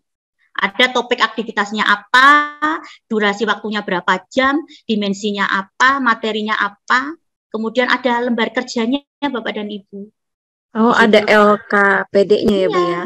Ya, nanti kalau tidak ada lembar kerjanya gimana anak Bingung ya, beraktivitas? mau ngapain ya. Iya, iya betul. Oh. Jadi ada lembar kerjanya, ada tujuan, kemudian ada materinya Bapak dan Ibu. Ada materinya, artikel ketika kamu menjadi pelaku perundungan, disajikan artikel Bapak dan Ibu untuk belajar Nah, inilah anak. mungkin yang disebut lintas disiplin ilmunya di sini mungkin ya, Bu ya. Iya. Gitu.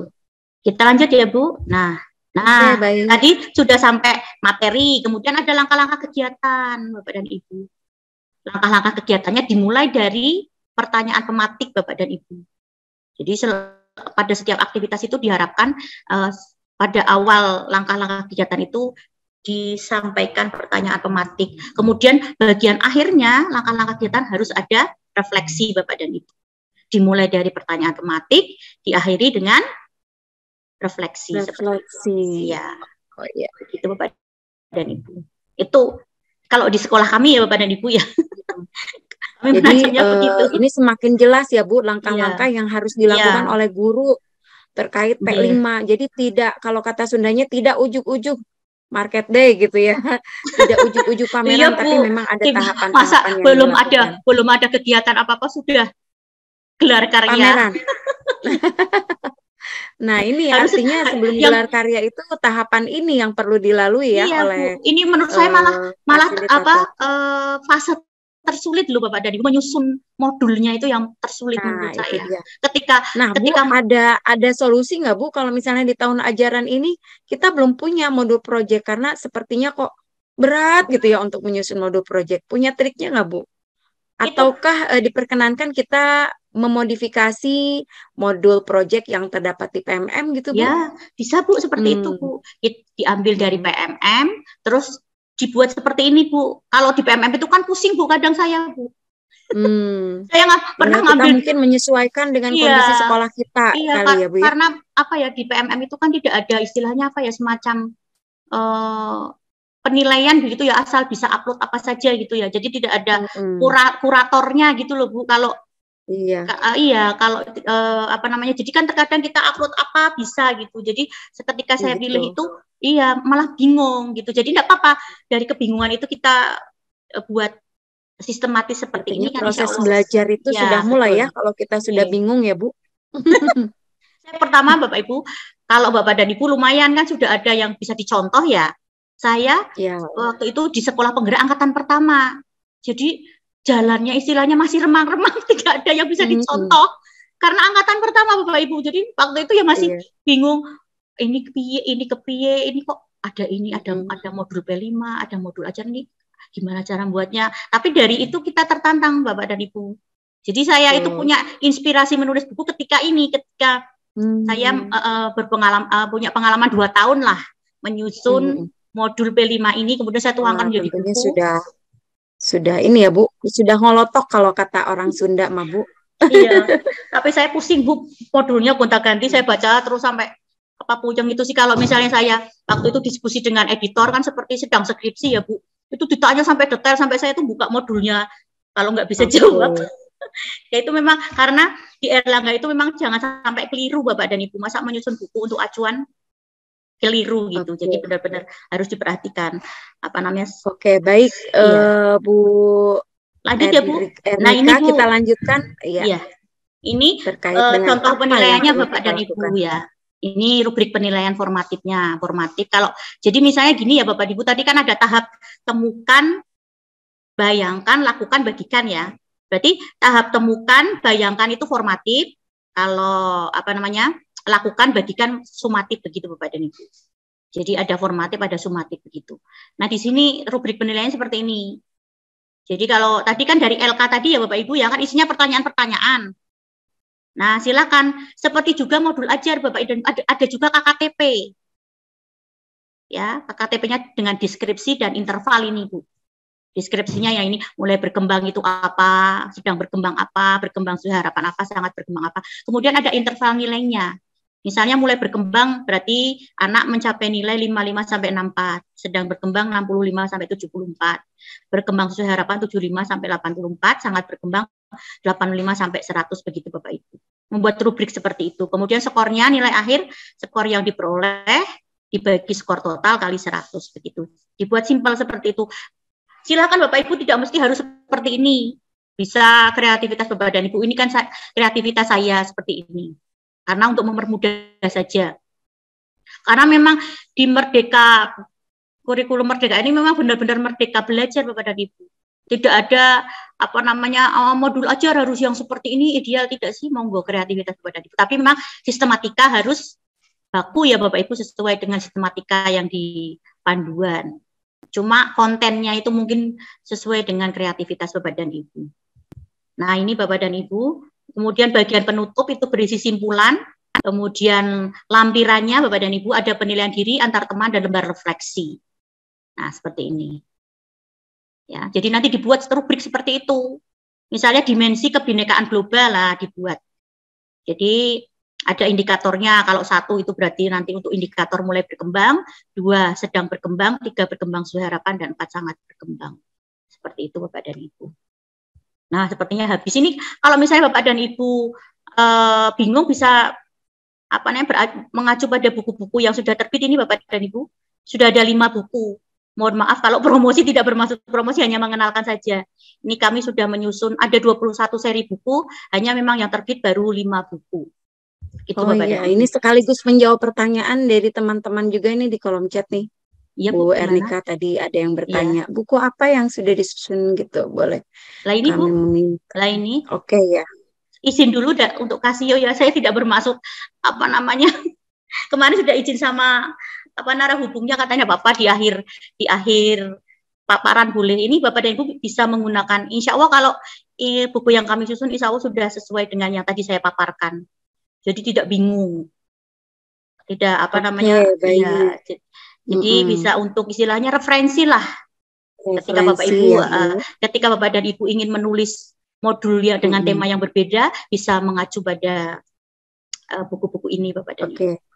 Baik Bu Ernika, ini saja, ternyata Bapak. Pertanyaan sudah banyak sekali di kolom chat. Iya, karena kebetulan memang paparan dari Bu Ernika ini apakah sudah selesai atau masih ada lanjutannya Bu? Sudah atau selesai kita Bu, akan ini. Lanjutkan ke tanya jawab. Alhamdulillah sudah selesai. Iya, alhamdulillah. Iya. Iya, nah ini juga semakin panas ya malam ini, jadi teman-teman di room ini juga semakin penasaran terkait dengan P5 gitu, jadi banyak pertanyaan yang ada di kolom chat. Izin Bu Ernika, saya membacakan pertanyaan dari teman-teman ya. Ya. Ya, ini pertanyaannya dulu nanti saya jawab juga, gitu ya. Atau dipilih aja Bu, jangan semua. Karena waktunya. Ya tadi juga sebetulnya tadi tanya jawab yang saya lakukan kepada Bu Ernika, salah satu trik untuk sambil menyambung apa pertanyaan yang terdapat di kolom chat, sehingga semoga gitu tadi ada sebagian yang sudah terjawab gitu pertanyaannya ya dari Pak Andre juga. Ini Pak Andre, aduh sangat aktif sekali, hebat, terima kasih ya Pak Andre Pareta dari mana nih, keren sekali nih, sangat aktif dan sangat antusias gitu, penasaran sekali terkait dengan P5. Ini bagaimana nih pelaksanaannya gitu, prakteknya itu seperti apa gitu. Nah tadi sudah dijawab ya dari Bu Ernika, tahapan alur itu yang sebaiknya kita lakukan sehingga tidak membingungkan kita apa yang akan dilakukan. Jadi tidak tiba-tiba gelar karya gitu. Ternyata ada tahapan-tahapan yang perlu dilalui oleh guru. Begitu mungkin ya Bu Ernika. Mohon izin kalau misalnya saya kurang tepat. Nah, di sini pertanyaan dari Pak Andreu nih. Pada fase E kami hanya memilih 3 dari 6 dimensi dan tidak ada persyaratan soal elemen beriman yang wajib. Jadi elemen beriman tidak wajib begitu pendapat dari Pak Andre. Prakteknya seperti apa gitu kan tadi yang sudah ditanyakan ya, dan Ya, Bu. sepertinya kurang lebih sudah dijawab oleh Bu Ernika terkait dengan alur yang harus dilaksanakan oleh guru terkait P5 ini. Iya, betul, Bu. Nah, Memang tadi saya menjawab pertanyaan Pak Andri kok harus wajib ya. Itu juga saya mendapatkan saran dari pelatih ahli. Jadi betul atau tidaknya saya memang masih meragukan karena di panduan juga tidak ada. Jadi saya tadi menyampaikan kalau dari pelatih ahli kami memang menyarankan dimensi yang beriman itu selalu ada begitu. Tapi ya kalau memang tidak ya tidak apa-apa juga Bapak dan Ibu. Karena memang di panduan memang tidak dicantumkan, itu hanya apa tadi saran. Tadi kan saya mengatakan ya kalau pelatih ahli kami kalau sekolah penggerak itu iya saran katanya karena ini tiangnya katanya fondasinya ini kan beriman bertakwa katanya alasannya begitu. Jadi kalau bisa ini ada di setiap tema gitu harapannya begitu. Tapi ya kalau pun tidak ada tidak apa-apa Pak Andri. Begitu. Oh ya, tidak apa-apa Pak Andri ya. Oke, baik, sudah dijawab sama Ibu Ernika. Kita akan lanjut ke pertanyaan selanjutnya, dan mohon izin teman-teman apabila ada pertanyaan teman-teman yang belum sempat terjawab, mungkin nanti bisa lain waktu ya, atau Bu Ernika berkenan untuk memberikan nomor teleponnya ya kepada teman-teman sehingga bisa berkomunikasi. Oh iya, sudah tuh. Tadi sudah. Ya. Iya, tadi sudah saya sudah saya share itu nomor HP. Monggo Bapak Ibu enggak apa-apa. Insya Allah akan saya balas. Wah, alhamdulillah tuh ya, Bu Ernika terbuka ya teman-teman. Nah, kemudian ini ada pertanyaan dari Pak Albert juga. Apakah setiap fasilitator mengajar seluruh tema? Apakah satu tema saja? Pertanyaan seperti itu biasanya, iya. Satu fasilitator satu tema. Saja. Iya. Kasihan Bu kalau 3 tema. Nanti dibagi dipetakan. Iya, betul. Jadi fokus ke dalam satu tema ya setiap fasilitator itu. Iya, satu fasilitator satu tema. Nah, ini dari Pak Waryo Saputra. Izin bertanya Bu, di sekolah saya baru menerapkan Merdeka Belajar dan kurikulum 2013. Apakah P5 ini bisa digabungkan di kurikulum 13? Kalau di kurikulum 2013 itu ada juga proyek kokurikuler, tetapi karakteristiknya berbeda. Kalau proyek kokurikuler itu kan penilaiannya masuk ke nilai mata pelajaran. Sedangkan kalau P5 ini kan ada rapotnya tersendiri Bapak Ibu, jangan lupa. Jadi nanti ini sesuatu hal yang berbeda ya Bu ya? Iya, berbeda. Jadi tidak bisa. Jadi P5 ini ada rapotnya. Intrakurikuler juga ada rapotnya. Jadi siswa nanti mendapatkan 2 rapot P5 dan rapot intrakurikuler. Gitu Bapak dan Ibu. Oke, ya cukup jelas ya dari Ibu Ernika.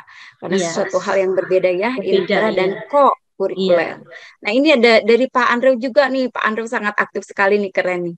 Apakah pada fase lanjutan elemennya bisa berubah juga temanya, Bu? Ada, maksudnya gimana Bu? Ada mungkin ini maksudnya setiap lanjutan dari setiap fase lanjutan dari misalnya contohnya dari fase E ke fase F gitu. Apakah temanya juga bisa berubah gitu? Elemen dari dan temanya. Bisa sama, bisa berubah. Pokoknya tidak boleh digunakan dalam kurun waktu yang sama. Tapi kalau misalnya untuk masa yang mendatang boleh. Kalau misalnya tema itu masih kontekstual dengan dengan isu atau permasalahan yang sedang up to date pada waktu itu tidak apa-apa, boleh. Tetapi kalau pada saat yang bersamaan tidak boleh sama, Bu. Misalnya 1 tahun 3 tema itu harus dengan tema yang berbeda. Misalnya ada kearifan lokal, di tempat kami kan ada kearifan lokal, ada bangunlah jiwa dan raga, kemudian ada itu tadi kewirausahaan. Jadi dibuat tema yang berbeda gitu, tidak boleh sama. Tapi kalau tema-tema yang sudah digunakan boleh digunakan untuk tahun depan, boleh. Seperti itu. Oh gitu. Iya, untuk boleh. Dimensi dan elemennya Bu, dimensi dan elemennya. Bagaimana? Dimensi? Ya boleh Bu, enggak apa-apa. Oh iya. Berarti ini tergantung kepada kondisi sekolah tersebut ya. Ini kata Pak Andrew. Tidak ada aturan, ya betul. Iya, ini ada pertanyaan juga dari Ibu Wahyunita Wahyu. Izin bertanya Bu, untuk satu proyek alokasi ideal jam pelajaran berapa JP ya di sekolah saya untuk P5 ini setiap hari Jumat 5 JP dan Sabtu 5 JP. Jadi 1 minggu ada 10 JP. Dan itu Boleh, itu boleh. berkelanjutan selama 1 tahun Boleh Bu, itu berarti untuk 3 seperti di project. sekolah Boleh? saya. Boleh, boleh. Oh iya. Ya. Jadi Berarti itu menyesuaikan ya Bu ya, berarti itu ada non sistem blok. blok, Iya, non betul. blok. Iya. Iya. Cuma gini Kalau akan blok saya itu sampaikan. terus-terusan ya Bu ya. Iya, gini Bu, kalau kalau pengalaman saya, jadi di sekolah saya itu sudah menerapkan yang blok juga sudah pernah, non blok juga sudah pernah. Jadi kita bandingkan Bapak Ibu, efektif mana? Ternyata kok efektif non blok. Ya, tapi ini situasinya akan berbeda pada sekolah lain ya Bapak Ibu ya. Saya mengatakan di sekolah kami.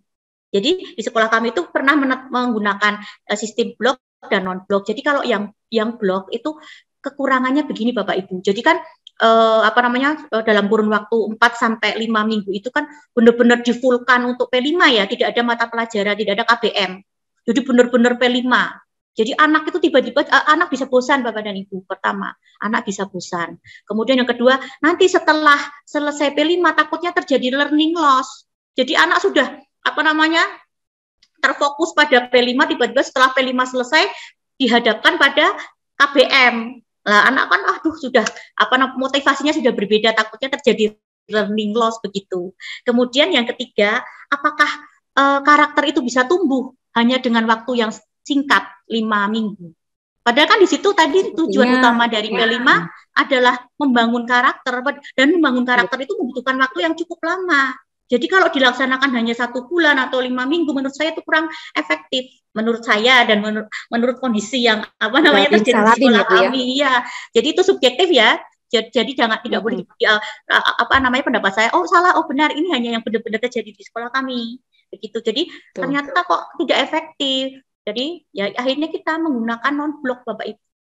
Jadi diatur jamnya. Jadi gini, kalau di sekolah kami misalnya seperti saya, Bapak Ibu ya, saya 24 jam. 1 minggu karena ada proyek, akhirnya saya jadi 21 jam ngajarnya, 3 jamnya untuk P5 begitu. Jadi tidak membebani guru. Jadi misalnya saya 24 jam, tetap 24 jam, ditambahi proyek 3 jam. Enggak Bu, tetap jam kita dikurangi untuk kegiatan proyek begitu. Contohnya seperti itu Bapak dan Ibu, di sekolah kami seperti itu. Jadi memang 1 minggu itu 9 jam untuk 3 proyek. Jadi itu berjalan sampai semester 2. Maret kemarin selesai gelar karya. Jadi benar-benar fokus pada P5.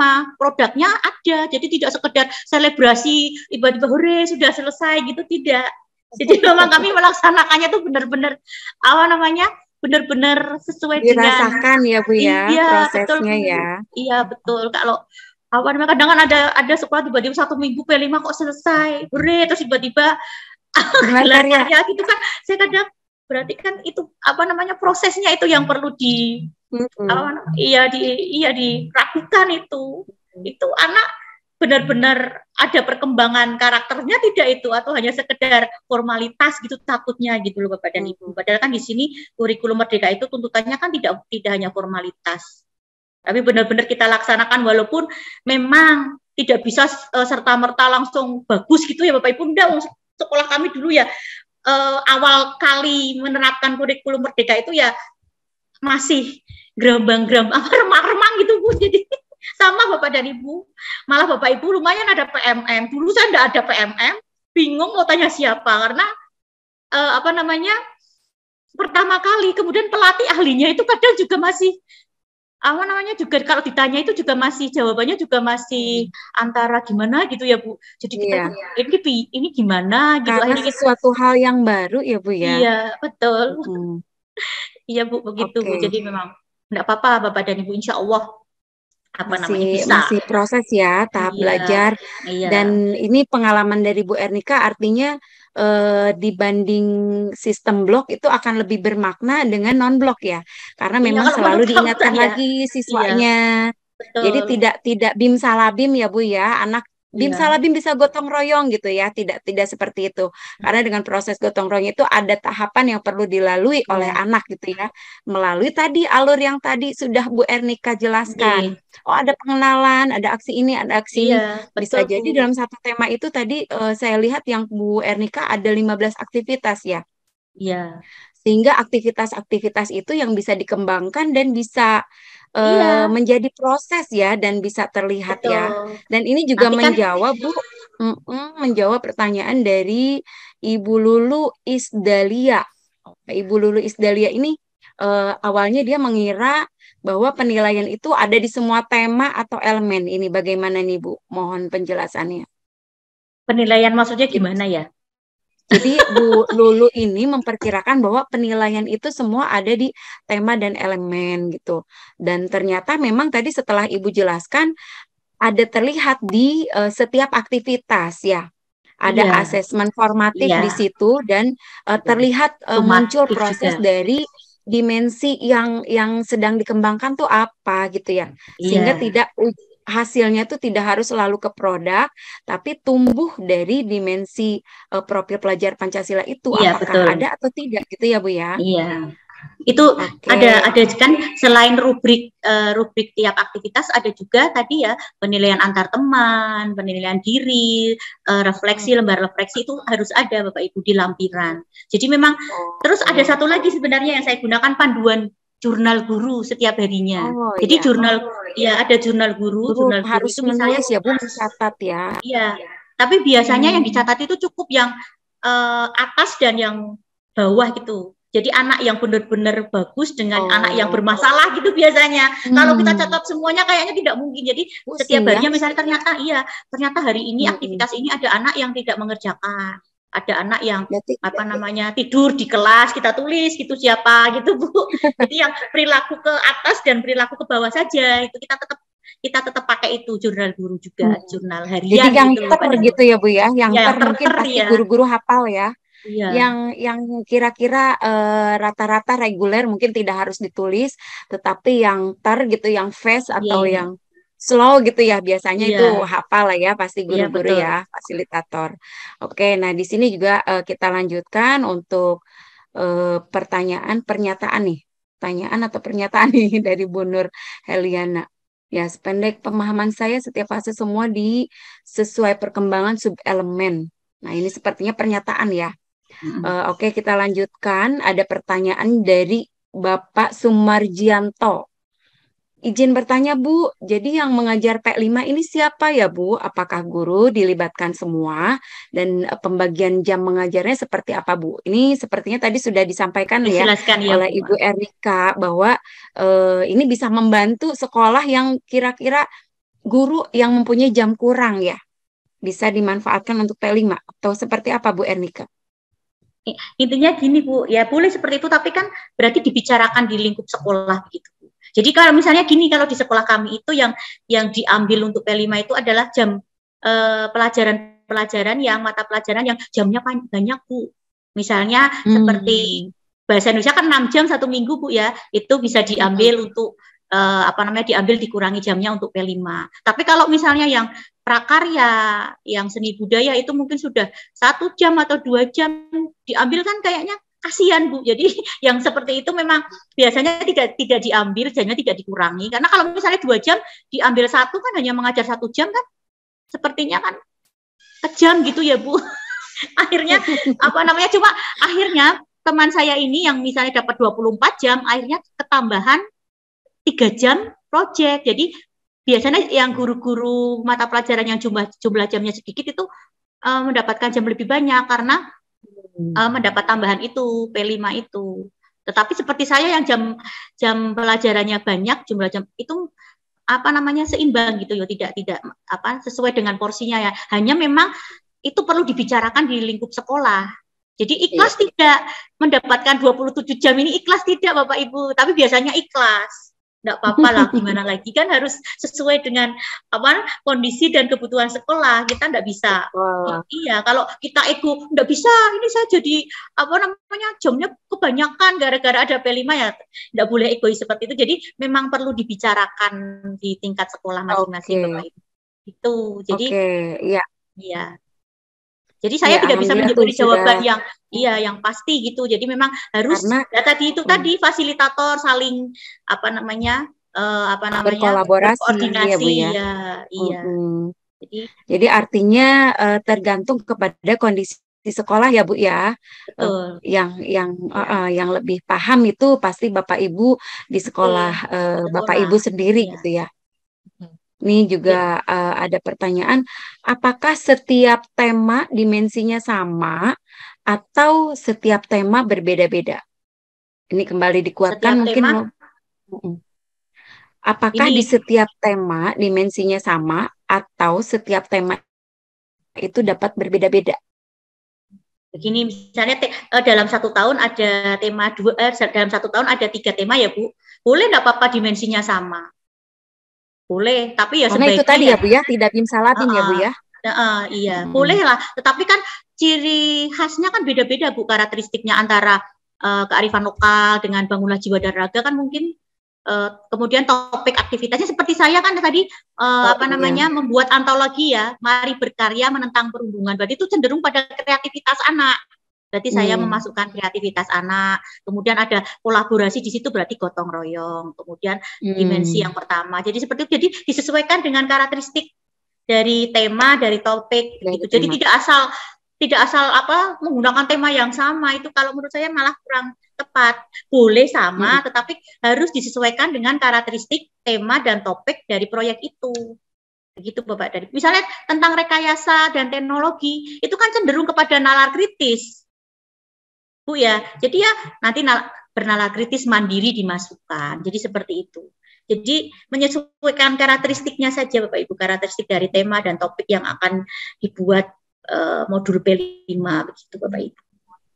Yang akan diangkat ya Bu ya. Iya. Nah, ini juga ada dari teman-teman, Bu, boleh minta contohnya enggak gitu ya. Bu, boleh minta materinya enggak? Semoga Ibu Erika berkenan untuk berbagi. Boleh. Oke, baik, terima kasih. Nah, ini ada pertanyaan juga nih Bu dari Bapak atau Ibu Frederika gitu. Apakah fase E dan fase F sama? Nilainya menjadi sangat berkembang. Ini terkait nilai ini, Bu. Terakhir itu sepertinya fase E kalau tidak salah ya, Bu ya.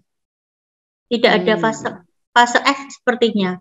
Jadi kalau misalnya kalau sudah mentok di fase E ya berarti antara sangat tadi berkembang sesuai harapan dengan sangat berkembang boleh sama, enggak apa-apa. Karena memang karena memang dimensinya kan sudah habis Bu subelemennya. Jadi di pedomannya itu hanya sampai fase E kalau tidak salah ini. Nanti saya share aja panduannya itu yang dimensi itu kayak sepertinya sampai fase E. Itu, alhamdulillah. Ya. Baik, ini juga ada pernyataan atau ini nanti bisa terjawab dan bisa dibaca kembali panduannya ya, Ibu Lulu Isdalia terkait dengan penilaian ya, penilaian. Coba saya buka ini ya Bu, saya buka dimensinya, mohon maaf nanti kalau tadi Bapak tadi katanya ada fase E, fase P. Saya coba lihat dulu sesuai ini saya print ya. Jadi biar ketahuan nanti kalau memang ada ya memang ada. Ini saya selalu membawa. Itu kalau tidak salah di SMA. Kalau di sini di panduannya itu hanya sampai fase E 11, ini kelas 9 sampai 12 usia maksimal 16 sampai 18 tahun Bapak Ibu. Di pedomannya di sini. Oh, coba artinya nanti mungkin betul ya sama ya dengan berkembang itu ya. Ini saya print out ini di sini ada. Jadi saya selalu bawa ini Bu, karena penting ini. Saya nggak mungkin hafal segini banyak subelemen. Saya pasti harus berpedoman pada ini. Saya ambil, saya masukkan pada rubrik gitu. Nggak mungkin saya harus hafal satu-satu. Jadi kemana-mana selalu saya bawa. Oke. Itu Bapak Ibu. Ya. Iya, artinya ini perlu kita eksplor kembali ya Bu ya terkait dengan penilaian. Khawatirnya memang terjadi miskonsepsi juga nih, betul kata Ibu gitu ya. Untuk indikator penilaiannya seperti apa, belum berkembang, apakah di setiap fase itu hanya muncul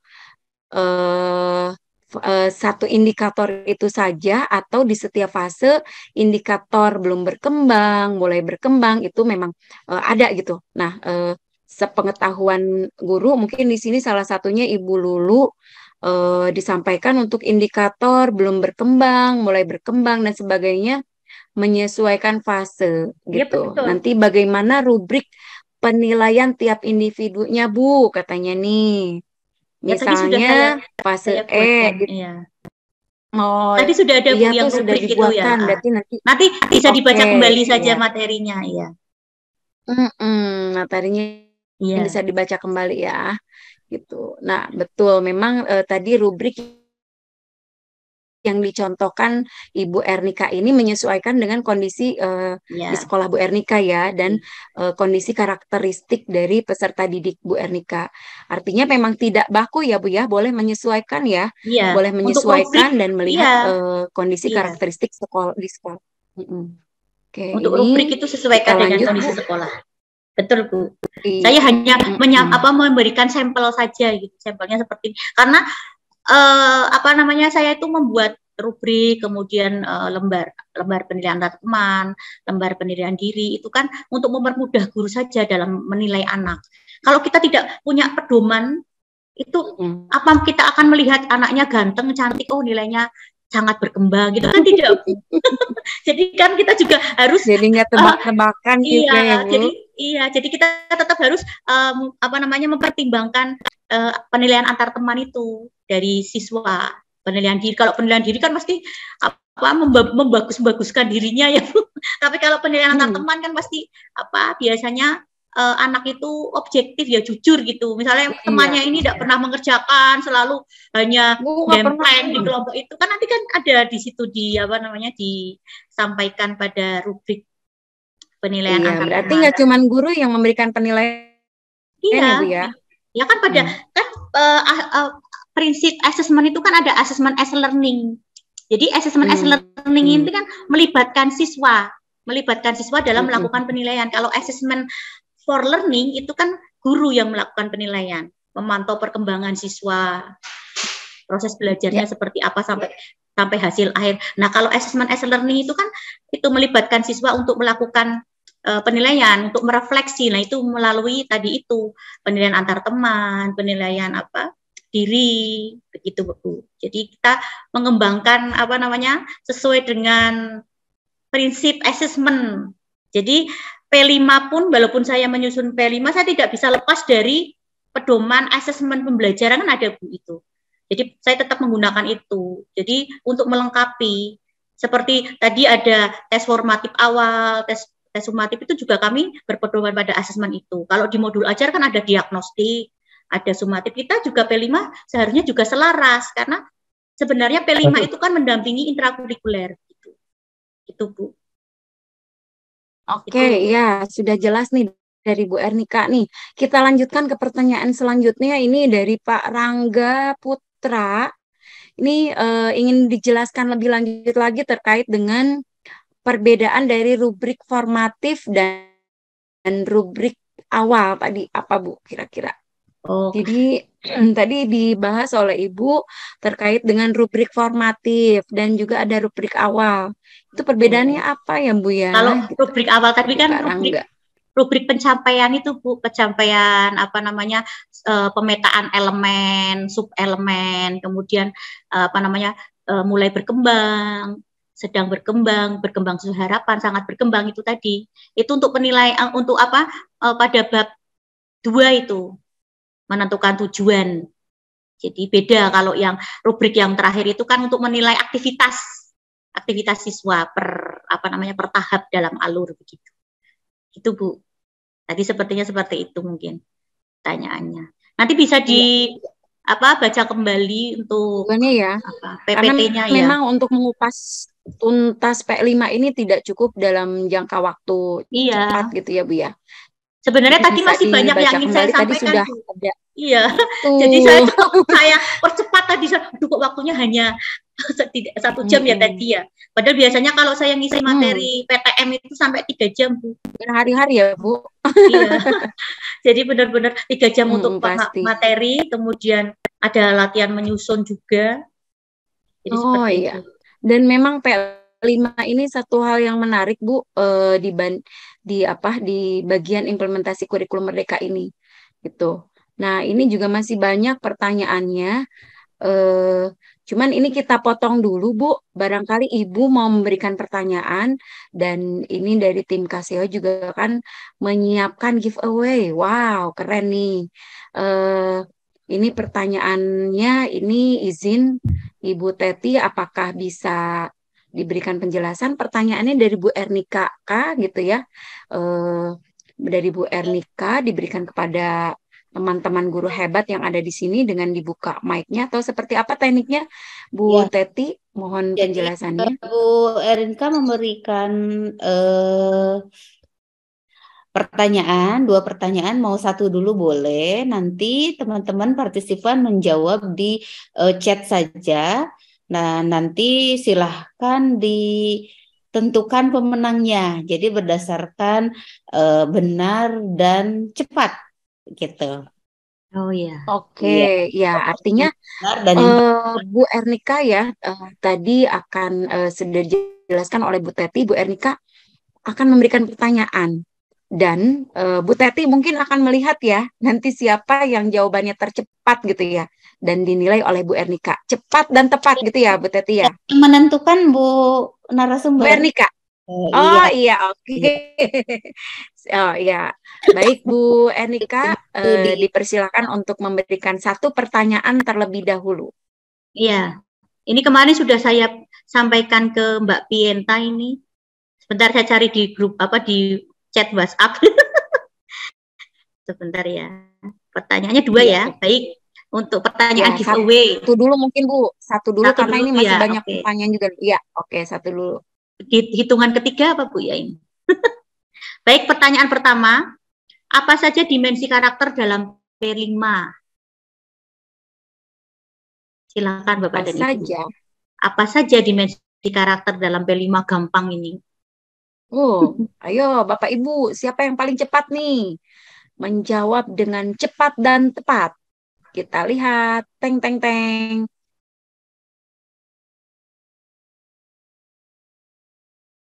Wah, sudah ada yang menjawab tuh, Bu. Harus lengkap ya, tidak hanya satu saja kan. Tadi dimensinya ada berapa? Ada 6. Profil Iya, pelajar sepertinya Pancasila. sudah ada tuh, Bu. Nah, bisa tuh, Bu, Yang mana dilihat Bu? sudah ada kayaknya tuh.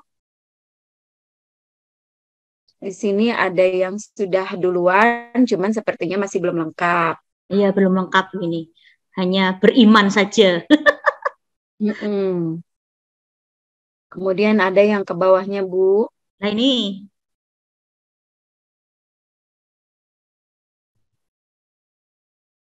Di sini ada Pak Farid menjawab gotong royong, mandiri, kreatif, beriman, dan bertakwa, bernalar kritis. Kemudian juga yang tercepat ada Bu Setia Dewi yang menjawab bernalar kritis, berkebinekaan global. Lalu ada Pak Waryo Saputro, ini menjawab 1. Beriman bertakwa kepada Tuhan Yang Maha Esa dan berakhlak mulia. 2. Mandiri. 3. Bergotong royong. 4. Berkebinekaan global. 5. Bernalar kritis. 6. Kreatif. mana Mbak ini? Mana Bu yang Ini mohon izin yang menentukan Bu Ernika ya. Di oh ini sini kok saya saya sudah melihat yang ketinggalan. lebih cepat dan lengkap ini ada Pak Waryo Saputro. Coba Mohon saya lihat dicek kembali. Pak Waryo Saputro ya. Bentar. Waryo beriman bertakwa pada Tuhan Yang Maha Esa, berakhlak mulia, mandiri. Betul ya Bu, Pak Waryo Saputro ini Ya, yang berarti mendapatkan. ini tergantung ke sinyal juga ya Bu. Iya. Terkadang Tadi mungkin saya sinyalnya. di awal-awal sempat terlempar loh tadi Bu. Saya tethering pakai Iya. nomor HP saya itu terlempar. Akhir ini pakai tethering Oh iya. HP anak saya ini, saya suruh tethering. Iya, sempat saya mencari Bu Ernika kemana Iya, itu ya Bu Ernika itu tadi. terlempar Bu tadi. Saya Bu. panik Bu Ernika terlempar. Iya, untung ada Ibu Bisa Teti. masuk Oh lagi ya iya. Bu ya. Oke, artinya untuk pertanyaan pertama ini dimenangkan oleh Bapak Waryo Saputra ya, Bu Saputra, Ernika. ya betul. Saputra. Oke, Bu Teti sudah ada nih pemenangnya ya. untuk yang Oke, menjawab nanti, lebih yang cepat ya, dan nanti di tepat chat ya. pribadi untuk minta identitas. Oke, Pak Waryo Saputra, boleh minta identitasnya Pak? Ya, Ditulis di kolom nanti chat ya Pak. ya, oke. Iya, hadiahnya apa tuh Bu Teti? Hadiahnya nanti akan ada Wow, rahasia ya. oleh ke alamat. Wow, tuh ya, ayo segera Pak. Nanti khawatir waktunya keburu tutup nih Pak. Ya baik, satu pertanyaan lagi Bu Ernika boleh disampaikan untuk teman-teman hebat yang malam ini masih bertahan ini, masih Baik, bertahan gampang di ini juga 99 orang. pertanyaannya juga gampang-gampang ini. Bisa dimulai ya. Siapa itu fasilitator dalam kegiatan P5? Nah, tuh, ayo Bapak Ibu. Siapakah fasilitator?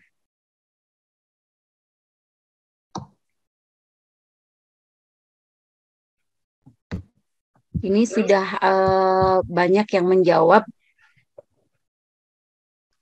Bu Ernika, Ini kok jawaban yang betul apakah Bu Ernika? jawabannya adalah guru. Guru saja ya, Wah, karena kalau SD kan ada guru kelas, SMP ada guru mata pelajaran gitu ya. Jadi ya bisa guru kelas atau guru mata pelajaran sama. Kalau jawabannya oke, guru kelas ya boleh betul. dicek oleh Bu Ernika dan Bu Teti. Barangkali di saya sinyalnya Iya. sama atau tidak. Kalau di saya ini yang tercepat dan tepat adalah Pak Albert Juanda. Samakah di Bu Ernika dan Bu Teti? Pak Albert Juanda. Bentar Bu.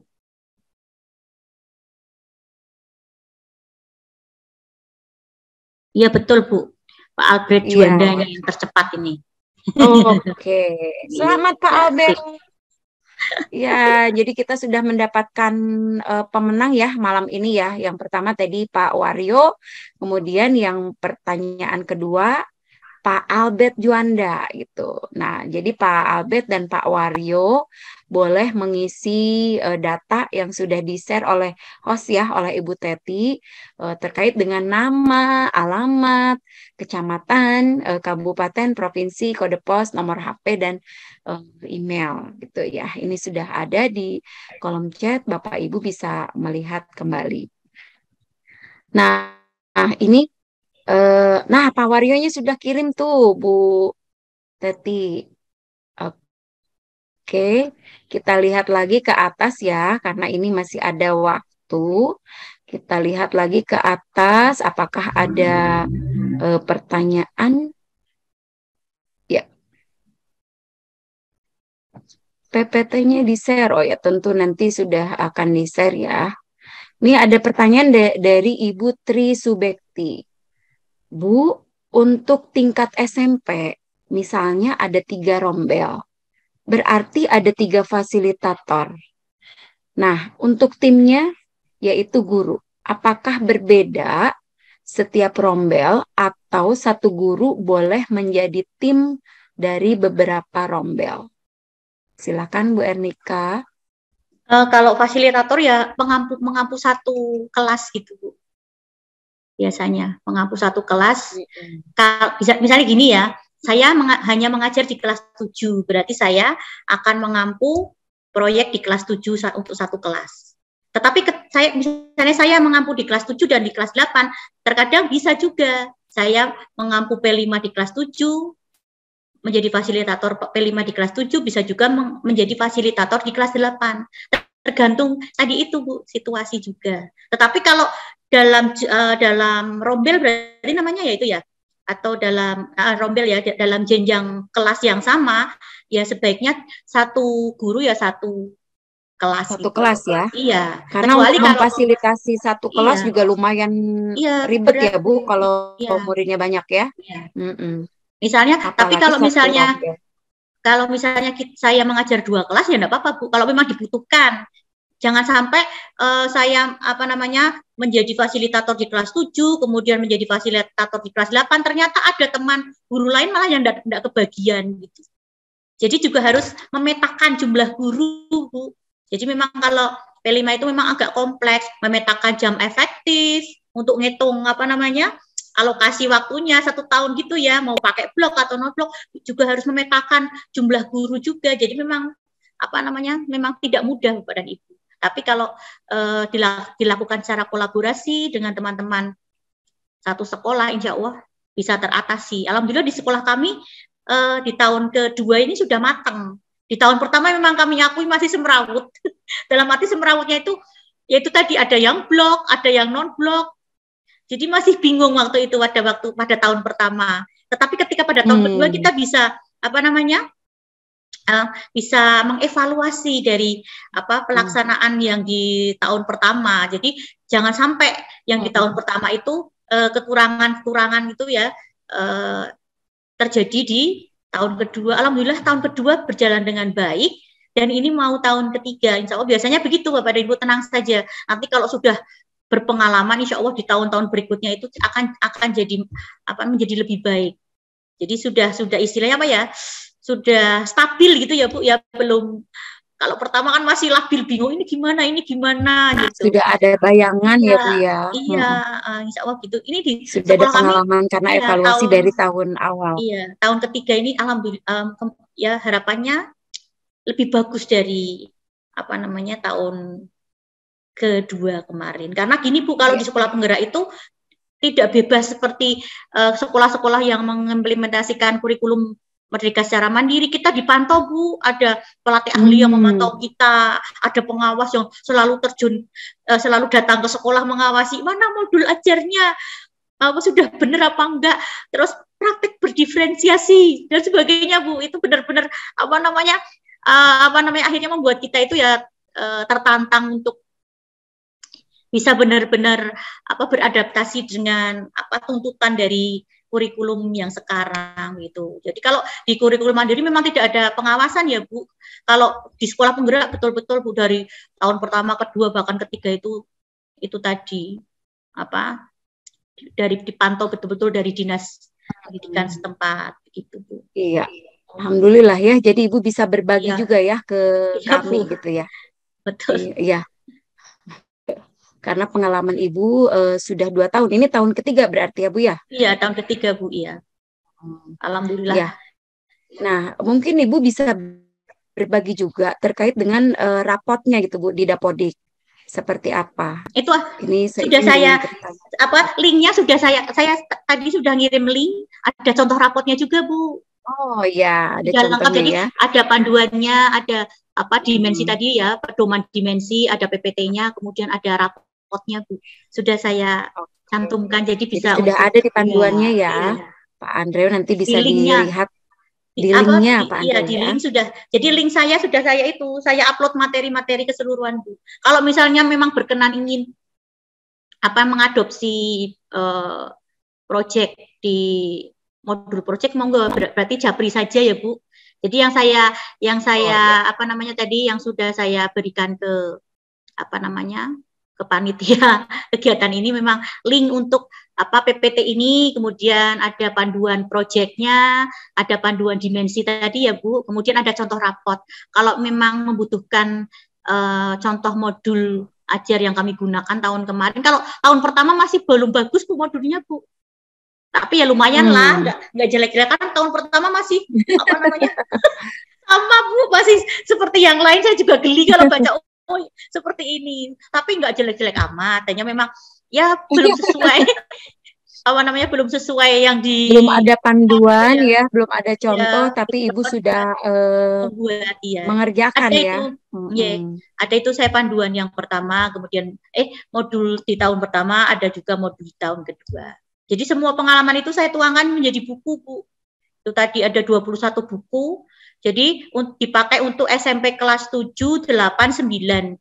7 tema kali 3 jenjang kelas, jadi 21 buku. Tapi masih baru diterbitkan 5 buku Bu. Ini saya juga sedang membuat konsep buku berdiferensiasi, tapi Mapel Bahasa Indonesia alhamdulillah kemarin diterima, diminta untuk segera menyelesaikan. Jadi pengalaman-pengalaman saya itu saya tuangkan. Jadi ini aksi nyata malah Bu ya. Jadi saya tuangkan dalam sebuah buku. Jadi saya kok kurang puas gitu dengan buku-buku pelajaran yang diberikan dari Kemdikbud. Itu menurut saya kok kurang kemauannya pemerintah seperti ini, kurikulumnya harus seperti ini, tapi kok sarananya atau medianya kok bukunya belum memenuhi gitu ya Bu. Belum puas saya dengan bukunya gitu. Akhirnya saya membuat sendiri. Terus saya coba saya coba ajukan ke Penerbit Erlangga. Alhamdulillah responnya bagus, katanya bukunya bagus. Tinggal menyelesaikan ini satu buku. Jadi begitu Bapak Ibu. Jadi kalau memang Bapak Ibu senang menulis gitu ya, segala pengalaman kita tuangkan. Jadi tidak sia-sia Bapak Perjuangkan Ibu. ya Bu ya. Iya, Untuk itu memulainya pengalaman itu saya. mungkin agak berat ya. Iya. Nah, ini juga menjawab pertanyaan Bapak Ibu yang bertanya terkait dengan rapot gitu. Oh, berarti rapotnya ada 2 ya? Betul ya, Berarti rapotnya. betul ya Jadi Bu ya, iya rapotnya ada betul. 2. Ada Mm-mm. intrakurikuler, ada rapot project, ada 2. Mm-mm. Iya, oke. Nah, ini pertanyaan terakhir ya, karena memang waktu kita terbatas, 8 menit lagi waktu kita berakhir. Pertanyaan terakhir, dan kalaupun misalnya masih banyak pertanyaan dari teman-teman, mohon maaf yang belum sempat terjawab di malam ini. Mungkin bisa membaca panduan yang di-share oleh Ibu Ernika ya. Nanti juga kalau misalnya teman-teman ingin berkomunikasi, Bu Ernika sangat terbuka sekali gitu ya untuk berdiskusi bersama Bapak Ibu guru hebat. Nah, ini pertanyaan terakhir nih dari Pak Abdul Salam. Maaf Bu, mungkin ini di luar topik, kalau nggak apa-apa ya. Saya tertarik sama dengan yang pembagian jamnya. Misalnya untuk saya mapel matematika 5 jam pelajaran. Kalau dipercaya sebagai koordinator proyek, berarti dapat 6 jam maksimal. Apakah berarti jam yang 5 tadi berkurang menjadi 3 jam per kelas? Iya, biasanya berkurang, Bu. Otomatis dikurangi. Seperti saya misalnya 24 jam seminggu ya, 6 jam kan mengajar 4 kelas. Itu akhirnya menjadi 21 atau 20 jam gitu. Dikurangi otomatis untuk apa namanya? Untuk P5. Jadi misalnya kalau P5-nya satu proyek 2 jam, ya berarti dari 5 jam diambil 2, berarti menjadi 3 gitu. Tapi kontekstual lah, disesuaikan dengan apa namanya kondisi sekolah.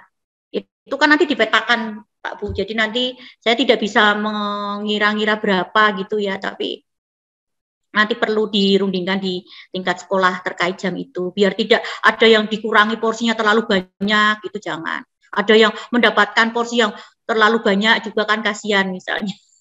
Misalnya sudah ngajarnya 30 jam, kemudian ditambahi proyek 33 misalnya begitu. Jadi memang itu perlu dipetakan dan dibicarakan di tingkat sekolah gitu. Jadi Sekolah memang itu ya. iya memang agak kompleks Bu kalau P5 ini terkait. Pokoknya kalau terkait jamnya itu memang selalu menjadi perdebatan. Bahkan saya tuh sampai mau jawabnya juga teman-teman di guru itu sering pada tanya bagus mana sih Bu, blok atau non blok katanya. Ya sesuai dengan kebutuhan sekolah gitu. Kalau blok itu gampang wakaseknya mengatur jamnya katanya gitu. Tapi kalau non blok wakaseknya pusing katanya gitu. Akhirnya muaranya ke situ. Artinya, Oh iya.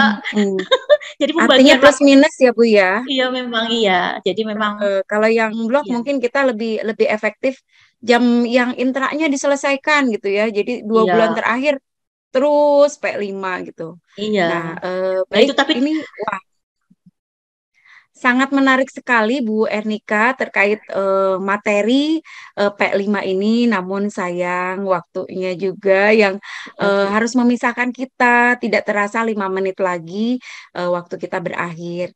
Jadi terima kasih Bu Ernika yang sudah berbagi terkait praktik baik P5-nya. Mudah-mudahan kita mempunyai kesempatan kembali ya berbagi dan mendengarkan praktik baik yang disampaikan oleh Bu Ernika. Saya izin boleh meminta closing statement dari Bu Ernika terkait dengan materi yang disampaikan malam ini. Dipersilakan Bu. Ya, baik Bapak dan Ibu. Intinya memang seperti tadi yang sudah saya sampaikan di awal bahwa memang kalau sekolah-sekolah yang baru menerapkan P5 tahun ini memang itu tadi saya katakan bahwa memang kompleks ya Bapak dan Ibu. Tidak hanya dari alokasi waktunya, pembagian fasilitatornya, kemudian mau pakai blok atau non blok, dalam hal merancang modulnya juga pasti akan ada kendala gitu Bapak Ibu. Tapi semua itu tidak masalah Bapak Ibu karena informasi contoh-contoh modul itu juga sudah ada di PMM ya Bapak Ibu ya, sudah ada di PMM. Kemudian bacalah itu kita berliterasi ya Bapak Ibu ya. Jadi segala sesuatu ketika kita akan melakukan sesuatu kita itu harus membaca. Jadi bacalah panduan yang sudah ada. Jadi kita tidak salah arah, tidak tersesat. Jadi seperti yang saya buat ini kan saya insya Allah sesuai dengan panduan, karena kita akan action di sekolah, kita asal gitu, tidak sesuai dengan panduan yang ada. Kasihan karena yang kita hadapi adalah siswa, bukan barang, Bapak Ibu. Jadi kita benar-benar pesan saya yaitu tadi, jangan malas-malaslah untuk membaca ininya gitu. Karena kalau dengan membaca itu pasti paham, mau tidak mau sedikit pun pasti akan paham, oh maksudnya begini gitu, daripada kita yang tidak membaca. Karena yang saya temui di sekolah saya juga, Bu, itu ya ada sebagian guru yang tidak mau membaca. Jadi terkadang, kok maksudnya kita kok seperti ini toh, gitu, protes dulu, padahal harusnya mereka tidak seperti itu, tapi bacalah dulu panduan-panduannya sehingga bisa tahu, kemudian bisa melaksanakan P5 ini dengan baik. Apalagi sekarang kan sudah ada sekolah-sekolah percontohan ya Bapak Ibu ya, misalnya bisa itu berbagi praktik baik dari sekolah-sekolah yang sudah mempraktikkan lebih dulu seperti sekolah saya. Silakan Bapak Ibu, tidak apa-apa, dan saya sangat senang kalau Bapak dan Ibu mau menjalin silaturahmi dengan saya terkait P5 ini. Silakan Bapak Ibu, WhatsApp saya, insya Allah akan saya balas. Itu saja Bu, terima kasih. Oke. Terima kasih Bu Ernika. Boleh tepuk tangan nih, walaupun tidak terlihat ya. Boleh saya memberikan tepuk tangan untuk Ibu Ernika. Keren, good job. Ya, ada yang saya garis bawahi Bu di materi yang disampaikan oleh Ibu Ernika malam ini terkait dengan komponen dalam P5 ini yang terpenting yang harus kita ingat dan kita laksanakan agar kita ini lancar melaksanakan P5. Itu ada komponen yang tadi sudah disampaikan ya. Yang pertama tahap pengenalan, lalu tahap kontekstualisasi dan tahap aksi, kemudian tahap refleksi dan tahap tindak lanjut. Nah, apabila kita melakukan itu secara struktur gitu, maka kita tidak akan bingung apa yang akan kita lakukan di P5 ini gitu. Baik teman-teman, di sini sudah 1 menit lagi waktu kita berakhir. Terima kasih Bapak Ibu guru hebat yang masih bertahan malam ini ya. Semoga ilmu yang kita dapatkan dari narasumber kita yang hebat ini di malam ini dapat bermanfaat dan dapat diterapkan di sekolah kita masing-masing.